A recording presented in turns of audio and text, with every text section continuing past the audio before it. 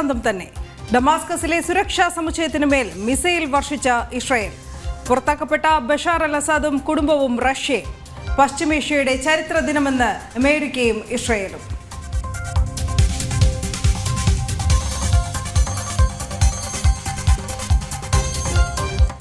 Indian നാവികസേനയ്ക്ക് അഭിമാന ദിവസം. പുതിയ യുദ്ധക്കപ്പൽ INS തുഷീൽ ഇന്ന് റഷ്യയിൽ കമ്മീഷൻ ചെയ്യും.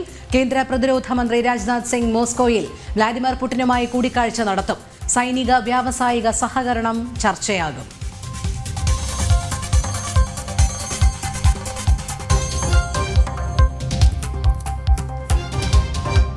കേരളത്തിലും ബംഗ്ലാദേശി ക്രിമിനലുകൾ നുഴഞ്ഞുകയറ്റം ഇതര സംസ്ഥാന തൊഴിലാളികളെന്ന വ്യാജേന. ഇന്റലിജൻസ് റിപ്പോർട്ടുകളിൽ നടപടിയെടുക്കാതെ സംസ്ഥാന സർക്കാർ. തദ്ദേശ സ്ഥാപനങ്ങൾക്കും തൊഴിൽ വകുപ്പിനും വീഴ്ച.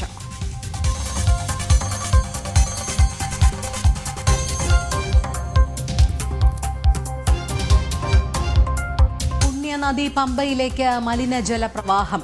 ഓടകളിലൂടെ ത്രിവേണിയിലേക്ക് ഒഴുകിയെത്തുന്നു. ദൃശ്യങ്ങൾ ജനം TVക്ക്.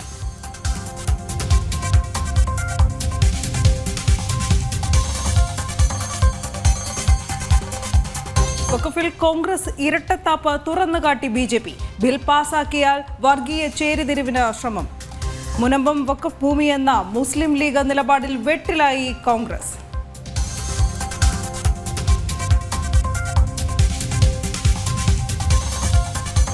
നിരക്ക് കൂട്ടലിനു പിന്നാലെ കടമെടുക്കാൻ KSEB. ഹഡ്കോയിൽ നിന്ന് 1000 കോടി എടുക്കും. കടമെടുക്കൽ ഉയർന്ന പലിശ നിരക്കിൽ.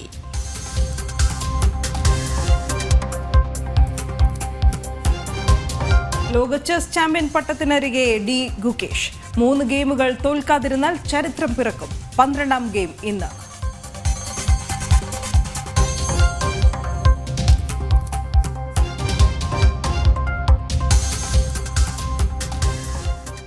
നമുക്ക് വിശദമായ വാർത്തകളിലേക്ക് കടക്കാം. സന്നിധാനത്ത് നിന്നുള്ള വാർത്തകളിലേക്ക് തന്നെയാണ് ആദ്യം. ശരണമെൻ്റെ Ayyappa.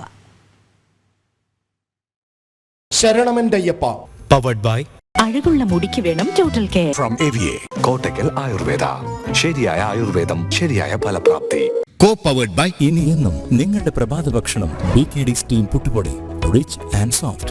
Bharat Lajna multi state housing cooperative society limited, Kerala, Tamil Nadu and Pondicherry. Gold diamond Gems.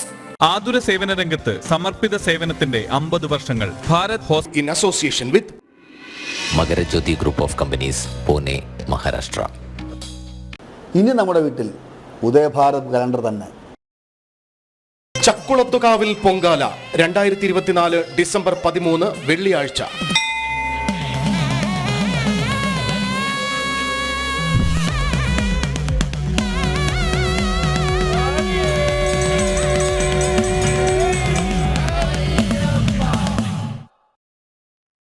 ഇന്നും വലിയ ഭക്തജന തിരക്കാണ് സന്നിധാനത്ത് അനുഭവപ്പെടുന്നത്. ഇന്നലെ ദർശനത്തിന് 63,733 പേർ എത്തി എന്നാണ് കണക്കുകൾ. എന്തായാലും ഇന്ന് രാവിലെ മുതലുള്ള കണക്കുകളുടെ വിശദാംശങ്ങളൊക്കെ അറിയേണ്ടതുണ്ട്. പക്ഷെ അത് അറിയാൻ ഇരിക്കുന്നതേ ഉള്ളൂ. ഇനി വരും മണിക്കൂറുകളിൽ നമുക്ക് അതിനുള്ള കണക്കുകൾ വ്യക്തമാകും.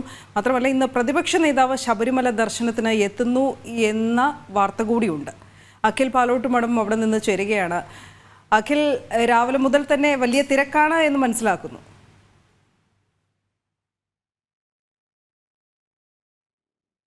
ശബരിമലയിൽ ഇന്ന് താരതമ്യേന ഇന്നലെ രാവിലെ ഉണ്ടായിരുന്നതിനെക്കാട്ടിയും അപേക്ഷിച്ച് ഇന്ന് കുറച്ചുകൂടി തിരക്കുണ്ട്. ചില ദിവസങ്ങളിൽ വലിയ തിരക്കും ചില ദിവസങ്ങളിൽ താരതമ്യേനയുള്ള ഒരു തിരക്കാണ് ശബരിമല സന്നിധാനത്ത് ഇപ്പോൾ നമുക്ക് അനുഭവപ്പെടാൻ സാധിക്കുന്നത്. ഇന്നലെ ദർശനത്തിനെത്തിയത് ഏകദേശം 63,733 പേരാണ് ഇന്നലെ ശബരിമല ദർശനത്തിനായി എത്തിയിട്ടുള്ളത്. അത് വെർച്വൽ ക്യൂ വഴിയും സ്പോട്ട് ബുക്കിംഗ് വഴിയും ഒക്കെ തന്നെ എത്തിയിട്ടുള്ളവരാണ് അങ്ങനെ എത്തിയിട്ടുള്ളത്. എന്തായാലും ശബരിമല സമാധാനപൂർണമായി ശാന്തതയോടുകൂടി തന്നെ ശബരിഗിരീശ സന്നിധിയിലേക്ക് ഓരോ അയ്യപ്പ ഭക്തനും എത്തുന്ന കാഴ്ച നമുക്ക് ഇവിടെ നിന്നാൽ കാണാൻ കഴിയുന്നു എന്നതാണ് ഏറ്റവും പ്രധാനപ്പെട്ട കാര്യം. ഇവിടെ ഞാനിപ്പോൾ നിൽക്കുന്ന 18ാം പടിയുടെ അടുത്താണ്. 18ാം പടിയും കയറി ഓരോ അയ്യപ്പ ഭക്തരും ഈ നടപ്പന്തലിലേക്ക് എത്തുന്ന കാഴ്ച നമുക്ക് കാണാൻ സാധിക്കുന്നുണ്ട്. എന്തായാലും വലിയ ഒരു ഭക്തജന തിരക്ക് അനുഭവപ്പെടുന്നില്ല. ഇന്നലെ വൈകുന്നേരമൊക്കെ ആണെങ്കിൽ ഒഴിഞ്ഞ നടപ്പന്തൽ വരെ കാണാൻ സാധിക്കുന്ന തരത്തിലായിരുന്നു അയ്യപ്പ ഭക്തർ. കാരണം ഇന്നലെ ഞായറാഴ്ചയാണ്, അവധി ദിവസമായിട്ട് പോലും വലിയ തിരക്കുണ്ടായിരുന്നില്ല എന്നതാണ്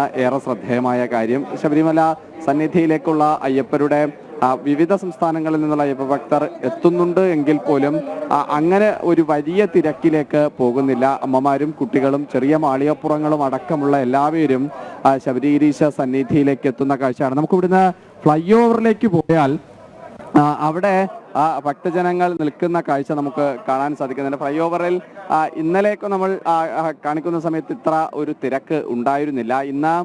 ഇന്നലത്തെ അപേക്ഷിച്ച് ഇന്ന് കുറച്ചുകൂടി തിരക്ക് ഫ്ലൈ ഓവറിന്റെ മുമ്പിൽ ഉണ്ട്. ഇവിടെ ഈ നിൽക്കുന്ന നമ്മളിപ്പോൾ ദൃശ്യങ്ങളിൽ കാണുന്ന ഈ അയ്യപ്പ ഭക്തരാണ് ഏറ്റവും അടുത്തേക്ക് ആദ്യം അയ്യപ്പ സ്വാമിയുടെ അവിടേക്ക് പോവുക. നമുക്ക് അങ്ങ് അകലത്തെ ഫ്ലൈ ഓവർ കാണിച്ചാൽ അവിടെ നിൽക്കുന്ന അയ്യപ്പ ഭക്തരെ നമുക്ക് കാണാൻ സാധിക്കും. വലിയ ഒരു കൂട്ടത്തോടെ പണ്ട് നമ്മൾ ഈ ഫ്ലൈ ഓവറിലേക്ക് എത്തുക വേഗത്തിൽ നടന്ന് വലിയ സ്പീഡിലേക്ക് ഫ്ലൈ ഓവറിലേക്ക് എത്തുന്നതാണ്. പക്ഷെ ഇന്ന് സാവധാനം അയ്യപ്പന്മാർ നടന്നു വരുന്ന കാഴ്ച നമുക്ക് കാണാൻ സാധിക്കുന്നുണ്ട്. ആ ഫ്ലൈ ഓവറിൽ നിന്നും അവിടെ നിന്നും അയ്യപ്പ ഭക്തർ ഈ വരിയായിട്ട് ശ്രീകോവിലിന്റെ മുമ്പിലേക്ക് എത്തുന്ന കാഴ്ചയും നമുക്ക് ഇവിടെ നിന്നാൽ കാണാൻ സാധിക്കുന്ന അതിമനോഹരമായ ഒരു കാഴ്ചയാണ്. വിവിധ സംസ്ഥാനങ്ങളിൽ നിന്നുള്ള അയ്യപ്പ ഭക്തർ, കുഞ്ഞു മാളികപ്പുറങ്ങൾ അടക്കമുള്ള എല്ലാവരും ശബരിഗിരീശനെ ഒരു നോക്ക് കാണാൻ, നെയ്യഭിഷേകപ്രിയനായ അയ്യപ്പസ്വാമിയെ കാണാൻ ഈ സന്നിധിയിലേക്ക് എത്തുന്ന കാഴ്ച നമുക്ക് കാണാൻ സാധിക്കും. ഇപ്പോൾ രാവിലെ നട തുറന്ന് 3 മണിക്ക് ശേഷം നട തുറന്ന് ഇപ്പോൾ നെയ്യഭിഷേകം നടന്നുകൊണ്ടിരിക്കുകയാണ്. ഈ നെയ്യഭിഷേകം കഴിഞ്ഞ് ഏകദേശം 7 മണിയോടുകൂടി 7:30 തന്നെ ഉഷപൂജ ആരംഭിക്കുന്നുണ്ടാവും. ആ ഉഷപൂജയ്ക്ക് ശേഷം വീണ്ടും നെയ്യഭിഷേകം ആരംഭിക്കുക. അങ്ങനെ നെയ്യഭിഷേകം കഴിഞ്ഞതിന് ശേഷം ഉച്ചപൂജ ഉണ്ടാകും. ഉച്ചപൂജയ്ക്ക് ശേഷം പിന്നീട് ഉച്ചയ്ക്ക് ഏകദേശം ഒരു 12 മണിയോടുകൂടിയാണ് നട അടയ്ക്കുന്നത്. വൈകുന്നേരം 3 മണിക്ക് വീണ്ടും നട തുറക്കുന്നുണ്ടാകും. ആ നട തുറന്നതിന് ശേഷം വൈകുന്നേരം 11 മണിയോടുകൂടിയാണ്, രാത്രി 11 മണിയോടുകൂടിയാണ് ഹരിവരാസനം പാടി ഈ നട അടയ്ക്കുന്നത് നമുക്ക് കാണാൻ സാധിക്കുന്നുണ്ട്. എന്തായാലും ശബരിമല സന്നിധി ഭക്തി നിർഭരമായി ഒരു പോകുന്ന കാഴ്ച നമുക്ക് കാണാൻ സാധിക്കുന്നുണ്ട്. കുഞ്ഞു മാളികപ്പുറങ്ങളടക്കം ശബരിമല ദർശനത്തിലേക്കായി സ്നേഹപൂർവ്വം വരുന്ന കാഴ്ച നമുക്ക് കാണാൻ സാധിക്കുന്ന അതിമനോഹരമായ കാഴ്ച നമുക്ക് കാണാൻ സാധിക്കുന്ന ഒരു ദൃശ്യം തന്നെയാണ് ശബരിമല സന്നിധിയുടെ തൊട്ടരികിൽ, പൊന്നമ്പലത്തിന് തൊട്ടരികിൽ നമുക്ക് കാണാൻ സാധിക്കുന്നത് എന്നതും പറഞ്ഞറിയിക്കാൻ കഴിയുന്ന വാക്കുകൾക്കും അപ്പുറത്ത് ഒരു മനോഹാരിത നിലനിൽക്കുന്നത് തന്നെയാണ്. അനു. അതെ അഖിൽ, അതോടൊപ്പം തന്നെ മറ്റ് ചില വാർത്തകളുടെ വിശദാംശങ്ങൾ കൂടി അറിയേണ്ടതുണ്ട്. നമുക്കറിയാം, കഴിഞ്ഞ ദിവസം അയ്യപ്പ ഭക്തന് ഡോളി നിഷേധിച്ച സംഭവത്തിൽ അന്വേഷണം നടത്തി റിപ്പോർട്ട് നൽകാൻ നിർദ്ദേശം നൽകിയിരിക്കുകയാണ് ADGP. ഡ്യൂട്ടിയിൽ ഉണ്ടായിരുന്ന പോലീസുകാരോട് വിവരങ്ങൾ തേടും, CCTV അടക്കം പരിശോധിക്കും. പരിശോധനയിൽ വീഴ്ച സംഭവിച്ചിട്ടില്ല എന്നാണ് പോലീസിന്റെ വിശദീകരണവും. അഖിൽ, അതുമായി ബന്ധപ്പെട്ട വിവരങ്ങൾ കൂടി, കാരണം കഴിഞ്ഞ ദിവസം ഈ ഡോളി ഇദ്ദേഹം, ഈ സജീവൻ എന്നാണ് അദ്ദേഹത്തിന്റെ പേര്, അവിടെ വരെ എത്തുന്നതിന് പോലീസ് അനുവദിച്ചില്ല. പിന്നീട് ഇദ്ദേഹം വലിയ രീതിയിൽ അതിന്റെ പ്രതിഷേധം ഉയർത്തുകയും റോഡിൽ കിടക്കും എന്ന് പറഞ്ഞപ്പോൾ മാത്രമാണ് എവിടെയാണോ വാഹനത്തിൽ നിന്ന് അദ്ദേഹം ഇറങ്ങിയത് അവിടേക്ക് ഡോളി എത്തിക്കാനുള്ള സൗകര്യം ചെയ്തു കൊടുത്തത്. എന്തായാലും അതിലൊരു അന്വേഷണം ഉണ്ടാകും എന്നാണ് അറിയാൻ കഴിയുന്നത്. അതുമായി ബന്ധപ്പെട്ട വിവരങ്ങൾ കൂടി. രോഹിണി, സജീവന് കഴിഞ്ഞ ദിവസമാണ് ശബരിമല സന്നിധിയിലേക്ക് എത്തുന്നതിലേക്ക് വേണ്ടിയുള്ള ട്രോളി പോലീസ് ഉദ്യോഗസ്ഥർ നിഷേധിക്കുന്നു എന്ന ആരോപണം വരുന്നത്. ശബരിമല ദർശനത്തിനായി തിരുവനന്തപുരം പാലോട് നിന്നാണ് സജീവൻ എത്തുന്നത്. 95% നമ്മൾ ആ ദൃശ്യങ്ങൾ കാണുന്നതനുസരിച്ച് തന്നെ ഏകദേശം പൂർണ്ണമായ വികലാംഗനായിട്ടുള്ള, ഭിന്നശേഷിക്കാരനായിട്ടുള്ള സജീവൻ പമ്പയിലേക്ക് എത്തുന്നു. ആ പമ്പയിൽ എത്തിയതിനു ശേഷം ട്രോളി ആവശ്യപ്പെടുന്നു. അവിടെ നിന്ന് പോലീസുകാരൻ ആദ്യം ട്രോളി ഏൽപ്പിച്ചു നൽകാമെന്ന് പറയുകയും പിന്നീട് അത് അദ്ദേഹത്തെ പറ്റിക്കുകയും ചെയ്യുന്നു. രണ്ടാമത് അദ്ദേഹത്തിന്റെ കൂടെ ഉണ്ടായിരുന്ന ആൾക്കാർ ട്രോളിയുള്ള പമ്പാ ഗണപതി കോവിലിന്റെ സൈഡിൽ നമ്മുടെ ആശുപത്രിക്ക് അരികിൽ എത്തുന്നു. അവിടെ എത്തിയാണ് ട്രോളി ആവശ്യപ്പെടുകയും അപ്പോഴും പോലീസ് അങ്ങോട്ട് ട്രോളി വിട്ടുകൊടുക്കാൻ തയ്യാറാകാതെ നിൽക്കുമ്പോൾ പ്രതിഷേധം രേഖപ്പെടുത്തിയതിനു ശേഷമാണ് സജീവനെ ശബരിമല സന്നിധിയിലേക്ക് കടത്തിവിടുന്നത്. അങ്ങനെ ഒരു പ്രതിഷേധത്തിനൊടുവിൽ അദ്ദേഹത്തിന് 11 വർഷങ്ങൾ കൊണ്ട് തുടർച്ചയായി അദ്ദേഹം ശബരിമല സന്നിധിയിലേക്ക് വരുന്നു എന്നതാണ് അദ്ദേഹം നമ്മളോട് തന്നെ പ്രതികരിച്ചത്.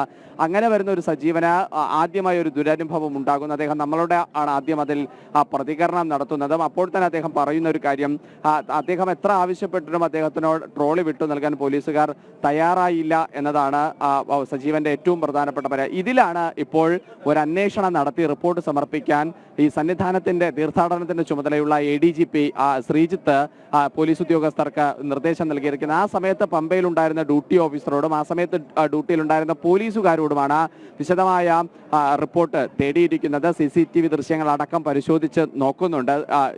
ഇദ്ദേഹത്തെ എപ്പോഴാണ് എത്തുന്നത്, ആ സമയത്ത് ആരാണ് അവിടെ പോലീസുകാരൻ ഉണ്ടായിരുന്നത്, ആ പോലീസുകാരനുമായി ഇദ്ദേഹം സംസാരിക്കുന്നുണ്ടോ, അതിനുശേഷം അദ്ദേഹം വന്ന് ഇറങ്ങിയതിനു ശേഷം എത്ര സമയം കഴിഞ്ഞതിനു ശേഷമാണ് അദ്ദേഹത്തിന്റെ അരികിലേക്ക് ട്രോളി അനുവദിച്ചു കൊടുക്കുന്നത് എന്ന കാര്യങ്ങളെല്ലാം തന്നെ പോലീസ് പരിശോധിക്കുന്നുണ്ട് എന്നതാണ് നമുക്ക് മനസ്സിലാക്കാൻ സാധിക്കുന്നത്. പക്ഷേ പോലീസിന്റെ പറയുന്നതനുസരിച്ചാണെങ്കിൽ പോലീസ് പറയുന്നത് അദ്ദേഹത്തിന് അവിടെ നിന്ന് ട്രോളി ഏൽപ്പിച്ചു നൽകാനുള്ള, അതായത് അദ്ദേഹം വണ്ടി ഇറങ്ങിയ വാഹനം ഇറങ്ങിയ റോഡിലേക്ക് ഈ പമ്പ ട്രോളിയുള്ള സ്ഥലത്തിൽ നിന്നും അദ്ദേഹത്തിനെ കൊണ്ടെത്തിക്കുന്നുള്ള കാലതാമസം മാത്രമേ ഉണ്ടായിട്ടുള്ളൂ എന്നതാണ് പോലീസിന്റെ ഭാഗത്തു നിന്നുള്ള ഒരു വിശദീകരണം. പക്ഷേ അതിനെ സജീവൻ അംഗീകരിക്കുന്നില്ല. അദ്ദേഹം നിരവധി തവണ ആവശ്യപ്പെട്ടിട്ട് പോലും അത്തരത്തിൽ ട്രോളി അദ്ദേഹത്തിന്റെ അരികിലേക്ക് വിട്ടു നൽകാൻ പോലീസ് തയ്യാറായില്ല എന്ന ആരോപണമാണ് സജീവൻ ഉന്നയിക്കുന്നത്. കാരണം അദ്ദേഹം പറയുന്ന ഒരു പ്രധാനപ്പെട്ട കാര്യം, അദ്ദേഹം ട്രോളി ആവശ്യപ്പെടുമ്പോൾ വിട്ടു നൽകാതിരിക്കുമ്പോൾ അദ്ദേഹം തന്നെ ട്രോളി എന്ത് സംഭവിച്ചാലും താൻ ഏറ്റെടുത്തുകൊള്ളാമെന്നുള്ള സ്വയം ഉത്തരവാദിത്തം ഏറ്റെടുക്കുകയും അതിനുശേഷമാണ് അദ്ദേഹം ട്രോളിയിൽ സന്നിധാനത്തേക്ക് എത്തുകയും ചെയ്യുന്നത് എന്നതാണ് അദ്ദേഹം പറയുന്ന പ്രധാനപ്പെട്ട ഒരു കാര്യം. എന്തായാലും സജീവന് ട്രോളി നിഷേധിച്ച കാര്യത്തിൽ എന്തായാലും അന്വേഷണം നടത്തി റിപ്പോർട്ട് സമർപ്പിക്കാൻ ADGP നിർദ്ദേശം നൽകിയിരിക്കുകയാണ്. രോഹിണി. ശരി, അഖിലാണ് വിവരങ്ങൾ നൽകിയത്. നമുക്ക് മറ്റു വാർത്തകളിലേക്ക് കൂടി പോയേണ്ടതുണ്ട്. കാരണം ഇത്രയും വേഗം നമ്മൾ എത്തുന്നത് ബംഗ്ലാദേശിലേക്കാണ്. അവിടെ നിന്നുള്ള ഏറ്റവും പുതിയ വിവരങ്ങൾ ആരായേണ്ടതുണ്ട്. അയലത്തെ കലാപം.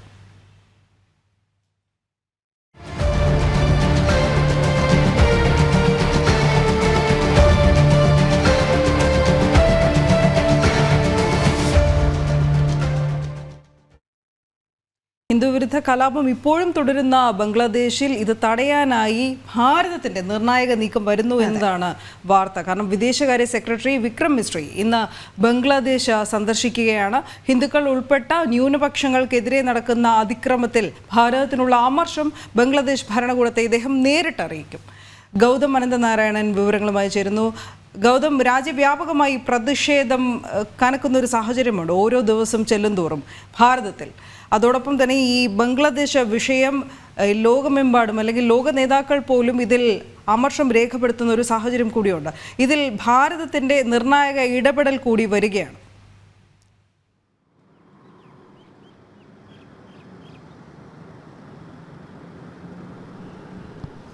ഇന്നിപ്പോൾ ഭാരതത്തിൻ്റെ വിദേശകാര്യ സെക്രട്ടറി വിക്രം മിശ്രി നേരിട്ട് ബംഗ്ലാദേശിലേക്ക് യാത്ര ചെയ്യുകയാണ്. അദ്ദേഹത്തിനൊപ്പം മറ്റു ചില പ്രമുഖ വ്യക്തികൾ, വിദേശകാര്യ മന്ത്രാലയത്തിലെ പ്രമുഖ ഉദ്യോഗസ്ഥരും അദ്ദേഹത്തിനൊപ്പം ഉണ്ടാകുമെന്നാണ് മനസ്സിലാക്കാൻ കഴിയുന്നത്. അവിടെ എത്തി ബംഗ്ലാദേശിൻ്റെ വിദേശകാര്യ സെക്രട്ടറി അതോടൊപ്പം തന്നെ വിദേശകാര്യ മന്ത്രി തുടങ്ങിയവരുമായി വിക്രം മിശ്രി കൂടിക്കാഴ്ച നടത്തും. ഒപ്പം ഇന്ത്യൻ നയതന്ത്ര പ്രതിനിധികൾ ബംഗ്ലാദേശിൽ ഇപ്പോഴുള്ളവരുമായി നേരിട്ട് കണ്ട് അവിടുത്തെ സാഹചര്യങ്ങൾ നേരിട്ട് വിലയിരുത്തുക എന്ന ലക്ഷ്യം കൂടി വിക്രം മിശ്രിയുടെ ഈ ഒരു യാത്രയ്ക്ക് ഉണ്ട്. ഈ കലാപം തുടങ്ങിയതിന് ശേഷമുള്ള ഭാരതത്തിൻ്റെ ഭാഗത്തു നിന്നും ആദ്യമായി ഒരു പ്രതിനിധി, സർക്കാർ പ്രതിനിധി ബംഗ്ലാദേശിലേക്ക് നേരിട്ട് പോകുന്നു എന്നതാണ് ഇതിൻ്റെ ഏറ്റവും വലിയ സവിശേഷത. നേരത്തെ പലതവണ ബംഗ്ലാദേശിൽ അധികാരത്തിലിരിക്കുന്ന മുഹമ്മദ് യൂനിസ് സർക്കാരിന് ഭാരതം മുന്നറിയിപ്പ് നൽകിയിരുന്നു. അതായത് ഹിന്ദുക്കൾക്കും അതോടൊപ്പം ക്രൈസ്തവർക്കുമൊക്കെ എതിരെ, മതന്യൂനപക്ഷങ്ങൾക്കെതിരെ നടത്തുന്ന കലാപം എത്രയും പെട്ടെന്ന് അടിച്ചമർത്തണം, അക്രമകാരികളെ നിലയ്ക്ക് നിർത്തണം എന്ന ശക്തമായ താക്കീത് പലതവണ ബംഗ്ലാദേശിലെ ഇടക്കാല സർക്കാരിന് ഭാരതം നൽകിയതാണ്. എന്നാൽ അത് കൂട്ടാക്കാതെ വീണ്ടും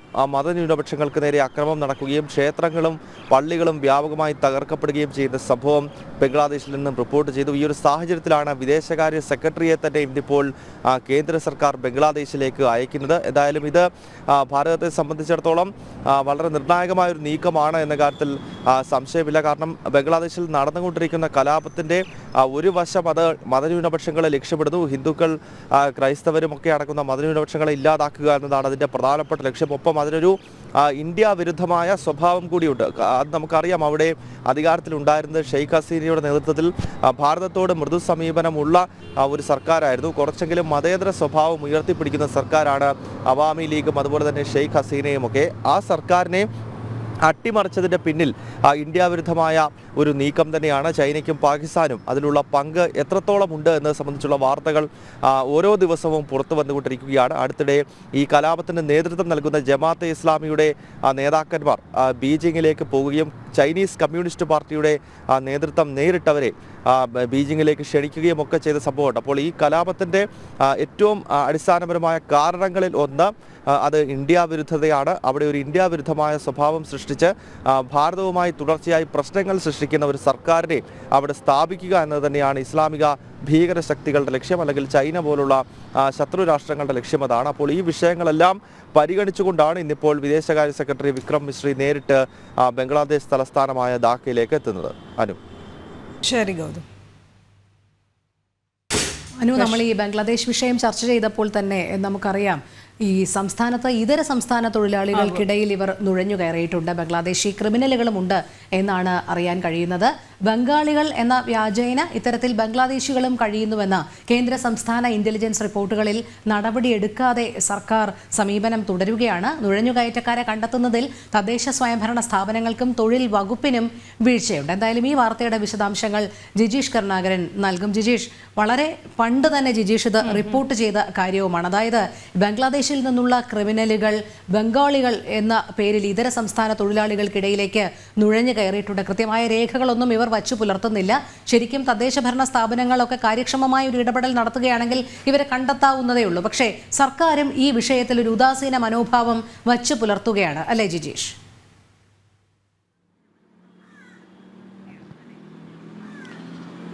രോഹിണി, അനു, കൃത്യമായി തന്നെ അതായത് ഈ ബംഗ്ലാദേശി നുഴഞ്ഞുകയറ്റം വലിയ തോതിൽ രാജ്യത്തിന്റെ സുരക്ഷയെ തന്നെ ബാധിക്കുന്ന നിലയിലേക്ക് പോയിരിക്കുന്നു. അവരുടെ ഒരു സുരക്ഷിത താവളമായി കേരളം അനുദിനം മാറിക്കൊണ്ടിരിക്കുന്നു. നേരത്തെ തന്നെ ഇതുമായി ബന്ധപ്പെട്ട വിവരങ്ങൾ തെളിവുകൾ സഹിതം ജനം TV പുറത്തുവിട്ടിരുന്നു. ഇതേ ആളുകൾ, അതായത് ബംഗാളികൾ എന്ന വ്യാജേന കേരളത്തിൽ തങ്ങി എറണാകുളം ജില്ലയുടെ പല ഭാഗങ്ങളിൽ തന്നെ മുനമ്പത്തടക്കം പല ഭാഗങ്ങളിൽ താമസിച്ചിരുന്ന ചില ആളുകൾ അവർ ജനം TVക്ക് മുന്നിൽ തന്നെ തങ്ങൾ ബംഗ്ലാദേശികളാണ് എന്ന് സമ്മതിക്കുന്നുണ്ട്. തുടക്കത്തിൽ അവർ ഒഴിഞ്ഞു മാറാൻ ശ്രമിച്ചു. പല ഘട്ടങ്ങളിലും തങ്ങൾ ബംഗ്ലാദേശികളല്ല, ബംഗാളികളാണ്, ഇവിടെ തൊഴിലന്വേഷിച്ച് വന്നതാണ്, തൊഴിലെടുക്കാൻ വന്നതാണ് എന്നെല്ലാം പറഞ്ഞിരുന്നു. എങ്കിൽ കൂടി വിശദമായ ചോദ്യം ചെയ്യലിൽ അല്ലെങ്കിൽ ആവർത്തിച്ചുള്ള ചോദ്യങ്ങൾക്ക് മറുപടിയായി തങ്ങൾ ബംഗ്ലാദേശികൾ തന്നെയാണ് എന്ന് ഒടുവിൽ അവർ നമ്മുടെ ക്യാമറയ്ക്ക് മുന്നിൽ തന്നെ സമ്മതിക്കുകയും ചെയ്തു. അവിടെയാണ് സർക്കാർ സംവിധാനങ്ങൾ പല ഘട്ടങ്ങളിലും പറഞ്ഞിരുന്നത് ഇതുമായി ബന്ധപ്പെട്ടുകൊണ്ട് ബംഗ്ലാദേശികൾ ഇല്ല, ബംഗാളികളാണ്, ഇതുമായി പരിശോധനകൾ കൃത്യമായി നടക്കുന്നുണ്ട്, അന്വേഷണങ്ങൾ കൃത്യമായി നടക്കുന്നുണ്ട് എന്നെല്ലാം പലവട്ടം ആവർത്തിക്കുകയും ചെയ്തിരുന്നത്. എന്നാൽ അതേ ഘട്ടത്തിൽ തന്നെയാണ് സംസ്ഥാന ഇന്റലിജൻസിന്റെ അടക്കമുള്ള വിവരങ്ങൾ ഇതുമായി ബന്ധപ്പെട്ട് പ്രധാനപ്പെട്ട നിർണായകമായ ചില വിവരങ്ങൾ പുറത്തു വന്നിരുന്നു. സംസ്ഥാന ഇന്റലിജൻസും ഒപ്പം തന്നെ IBയും അടക്കം ഇക്കാര്യത്തിൽ ചൂണ്ടിക്കാണിച്ച കാര്യമെന്ന് പറയുന്നത് ബംഗ്ലാദേശി നുഴഞ്ഞുകയറ്റം വലിയ തോതിൽ വർദ്ധിച്ചിരിക്കുന്നു. ഈ ബംഗ്ലാദേശി നുഴഞ്ഞുകയറ്റം വലിയ തോതിൽ വർദ്ധിച്ചിരിക്കുന്ന പശ്ചാത്തലത്തിൽ സർക്കാർ ഇക്കാര്യത്തിൽ കൂടുതൽ തീരുമാനങ്ങൾ എടുക്കണം, സർക്കാരിന്റെ ഭാഗത്തു നിന്ന് ശക്തമായ നടപടികൾ ഉണ്ടാകണമെന്ന് ചൂണ്ടിക്കാണിച്ചുകൊണ്ടുള്ള റിപ്പോർട്ടുകൾ പല ഘട്ടങ്ങളിലായി നൽകുകയും ചെയ്തിരുന്നു. ഈ IBയുടെ റിപ്പോർട്ടാണെങ്കിലും ഒപ്പം തന്നെ സംസ്ഥാന ഇന്റലിജൻസിന്റെ റിപ്പോർട്ടാണെങ്കിലും സർക്കാർ ഒരിക്കലും ഗൗരവത്തിലെടുത്തില്ല. ഇതുമായി ബന്ധപ്പെട്ട തുടർ നടപടികൾ ഒരു ഘട്ടത്തിലും ഉണ്ടാവുകയും ചെയ്തിരുന്നില്ല. മാത്രമല്ല മുനമ്പത്ത് നിന്ന് നേരത്തെ 4 ബംഗ്ലാദേശികൾ പിടിയിലായിരുന്നു. അതവിടെ നാട്ടുകാരുടെ ഒരു ജാഗ്രത കൊണ്ട് മാത്രമായിരുന്നു ആ ബംഗ്ലാദേശികൾ അവിടെ പിടിയിലായിരുന്നത്. കാരണം ഇത്തരത്തിൽ ബംഗാളികൾ എന്ന വ്യാജേന ഇതര സംസ്ഥാനക്കാർ വിവിധ ഭാഷ തൊഴിലാളികൾ എന്ന വ്യാജേന ബംഗ്ലാദേശികൾ തങ്ങുന്നു എന്ന വിവരത്തിന്റെ അടിസ്ഥാനത്തിൽ അവിടെ നാട്ടുകാർ കൃത്യമായി തന്നെ പരിശോധനകൾ അന്വേഷണങ്ങളെല്ലാം നടത്തിയിരുന്നു. സംശയകരമായ സാഹചര്യത്തിൽ കാണുന്ന ആളുകളോട് അവർ തന്നെ ചോദ്യങ്ങൾ ചോദിച്ചിരുന്നു. എവിടെ നിന്ന് വരുന്നു, എങ്ങനെ വരുന്നു എന്നീ ചോദ്യങ്ങൾ ചോദിച്ചപ്പോൾ അങ്ങനെ 4 ബംഗ്ലാദേശികൾ കൂടി അധികം വൈകാതെ ജനം TV വാർത്തകൾക്ക് പിന്നാലെയായിരുന്നു ആ പ്രദേശങ്ങളിൽ, പ്രത്യേകിച്ച് പെരുമ്പാവൂർ അടക്കമുള്ള മേഖലകൾ, ആലുവ അടക്കമുള്ള മേഖലകൾ, മുനമ്പം പ്രദേശത്തിന്റെ ചില ഭാഗങ്ങൾ, അവിടെ മത്സ്യ മേഖലയിൽ ബോട്ടിലടക്കം ജോലി ചെയ്യുന്ന ആളുകളായി എല്ലാം തന്നെയാണ് ഈ ആളുകൾ കടന്നു കയറിയിട്ടുള്ളത്. അങ്ങനെ പിന്നീട് 4 പേർ കൂടി പിടിയിലായി. എന്നാൽ ഈ 4 പേർ മാത്രമല്ല, പിന്നീടും നിരവധി ആളുകൾ സംശയകരമായ സാഹചര്യത്തിൽ അവിടെ തങ്ങുന്നു എന്നത് സംബന്ധിച്ച് നാട്ടുകാരും ഒപ്പം തന്നെ സംസ്ഥാനത്തെ ഇന്റലിജൻസ് സംവിധാനങ്ങളും എല്ലാം മുന്നറിയിപ്പ് നൽകിയെങ്കിലും ഇവരെ കണ്ടെത്താനുള്ള നടപടികൾ, ഇവിടെ പ്രധാനപ്പെട്ട വീഴ്ച എന്ന് പറയുന്നത് ഒന്ന് തദ്ദേശ സ്വയംഭരണ സ്ഥാപനങ്ങളുടെ ഭാഗത്തു നിന്ന് ഉണ്ടാകുന്ന വീഴ്ചയാണ്. ആ പ്രദേശത്ത് ഓരോ പ്രദേശത്തും താമസിക്കുന്ന വിവിധ ഭാഷാ തൊഴിലാളികളുടെ കണക്കുകൾ കൃത്യമായി ഒരു ഘട്ടത്തിലും പരിശോധിക്കാറില്ല. അവരെവിടെ നിന്നെല്ലാം വരുന്നവരാണ് എന്ന് അന്വേഷിക്കാറില്ല. അവരുടെ തിരിച്ചറിയൽ കാർഡുകൾ പരിശോധിച്ചുകൊണ്ട് വിശദമായ പരിശോധന, ആദ്യഘട്ടത്തിലെ ഒരു പരിശോധന കൊണ്ട് ഒരിക്കലും ഇവരെ തിരിച്ചറിയാൻ കഴിയില്ല. കാരണം പലരും വ്യാജ തിരിച്ചറിയൽ രേഖകൾ ഉപയോഗിച്ചുകൊണ്ടാണ്, വ്യാജ തിരിച്ചറിയൽ രേഖകളിലാണ് ഇവിടെ വന്ന് ഇത്തരത്തിൽ താമസമാക്കുന്നത്. അതുകൊണ്ട് തന്നെ ഈ വ്യാജ തിരിച്ചറിയൽ രേഖകൾ കണ്ടെത്തണമെങ്കിൽ വിശദമായ ഒരു പരിശോധന തന്നെ നടത്തേണ്ടതുണ്ട്. അത്തരത്തിലുള്ള പരിശോധനകൾ തദ്ദേശ സ്വയംഭരണ സ്ഥാപനങ്ങളുടെ ഭാഗത്തു നിന്ന് ഉണ്ടാകാറില്ല.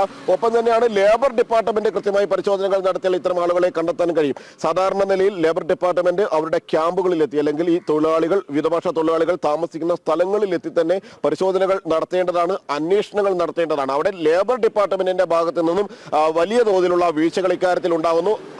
ഇന്റലിജൻസ് സംവിധാനങ്ങളുടെ റിപ്പോർട്ടുകളെ അവഗണിച്ചിരിക്കുന്നു എന്നതാണ് ഇതിൽ ഏറ്റവും ഗൗരവകരമായി കാണേണ്ടത്. കാരണം രാജ്യസുരക്ഷയെ തന്നെ ബാധിക്കുന്നതാണ് മറ്റു സ്ഥലങ്ങളിൽ ക്രിമിനൽ കേസുകളിൽ. ജിജേഷ് സൂചിപ്പിച്ചതുപോലെ തന്നെയാണ്, ക്രിമിനലുകളാണ്. അതുകൊണ്ട് തന്നെ വലിയ രീതിയിൽ ഇവരെ നിരീക്ഷിക്കേണ്ടതായിട്ടുണ്ട്. പക്ഷേ അവിടെയാണ് ഇത്തരത്തിൽ സർക്കാരിനും തൊഴിൽ വകുപ്പിനുമൊക്കെ വീഴ്ച വരുത്തുന്നത്. വളരെ പണ്ട് തന്നെ ജിജീഷ് ഇത് ശ്രദ്ധയിൽപ്പെടുത്തിയപ്പോൾ അന്നേ ജിജീഷ് പറഞ്ഞതാണ്, മതിയായ രേഖകളൊന്നും ഇല്ലാത്തതുകൊണ്ട് തന്നെ ഇവർ പലപ്പോഴും ഈ ക്യാമ്പുകളിൽ നിന്ന് പുറത്തിറങ്ങാൻ വിസമ്മതിച്ച് പല അസുഖങ്ങളും രോഗങ്ങളും വരുമ്പോൾ പോലും ആശുപത്രികളെ സമീപിക്കുന്നില്ല. ഇത് വലിയ രീതിയിലുള്ള രോഗവ്യാപനത്തിന് ഇടയാക്കുന്നു. കാരണം ഇവർക്ക് ഏതെങ്കിലും രീതിയിൽ ആശുപത്രിയിൽ പോയി കഴിഞ്ഞാൽ ഒരുപക്ഷെ കാണിക്കുന്നതിന് വേണ്ടിയിട്ടുള്ള മതിയായ രേഖകളൊന്നുമില്ല, ഇവരെ തിരിച്ചറിയുമെന്നുള്ളത് കൊണ്ട് തന്നെ അത്തരത്തിൽ ഈ രോഗവ്യാപനത്തിൽ തുടങ്ങി മറ്റൊരു തരത്തിൽ പറഞ്ഞാൽ ജീവന് തന്നെ ഭീഷണിയാകുന്ന പല കൃത്യങ്ങളിലേക്കും ഇവർ കടക്കാനുള്ള സാധ്യതയുമുണ്ട്. ഇതിൽ യാതൊരു തരത്തിലുള്ള ഉദാസീനതയും സർക്കാരും തൊഴിൽ വകുപ്പും വച്ചു പുലർത്തരുത്. കാരണം സാധാരണക്കാരുടെ ജീവനും സ്വത്തിനുമാണ് ഇത്തരം ക്രിമിനലുകൾ ഭീഷണിയാകുന്നത്. അതുകൊണ്ട് ഒരു തുടർ നടപടി എടുത്തേ മതിയാകൂ കാര്യക്ഷമമായി എന്നല്ലേ ജിജേഷ് മനസ്സിലാക്കേണ്ടതും?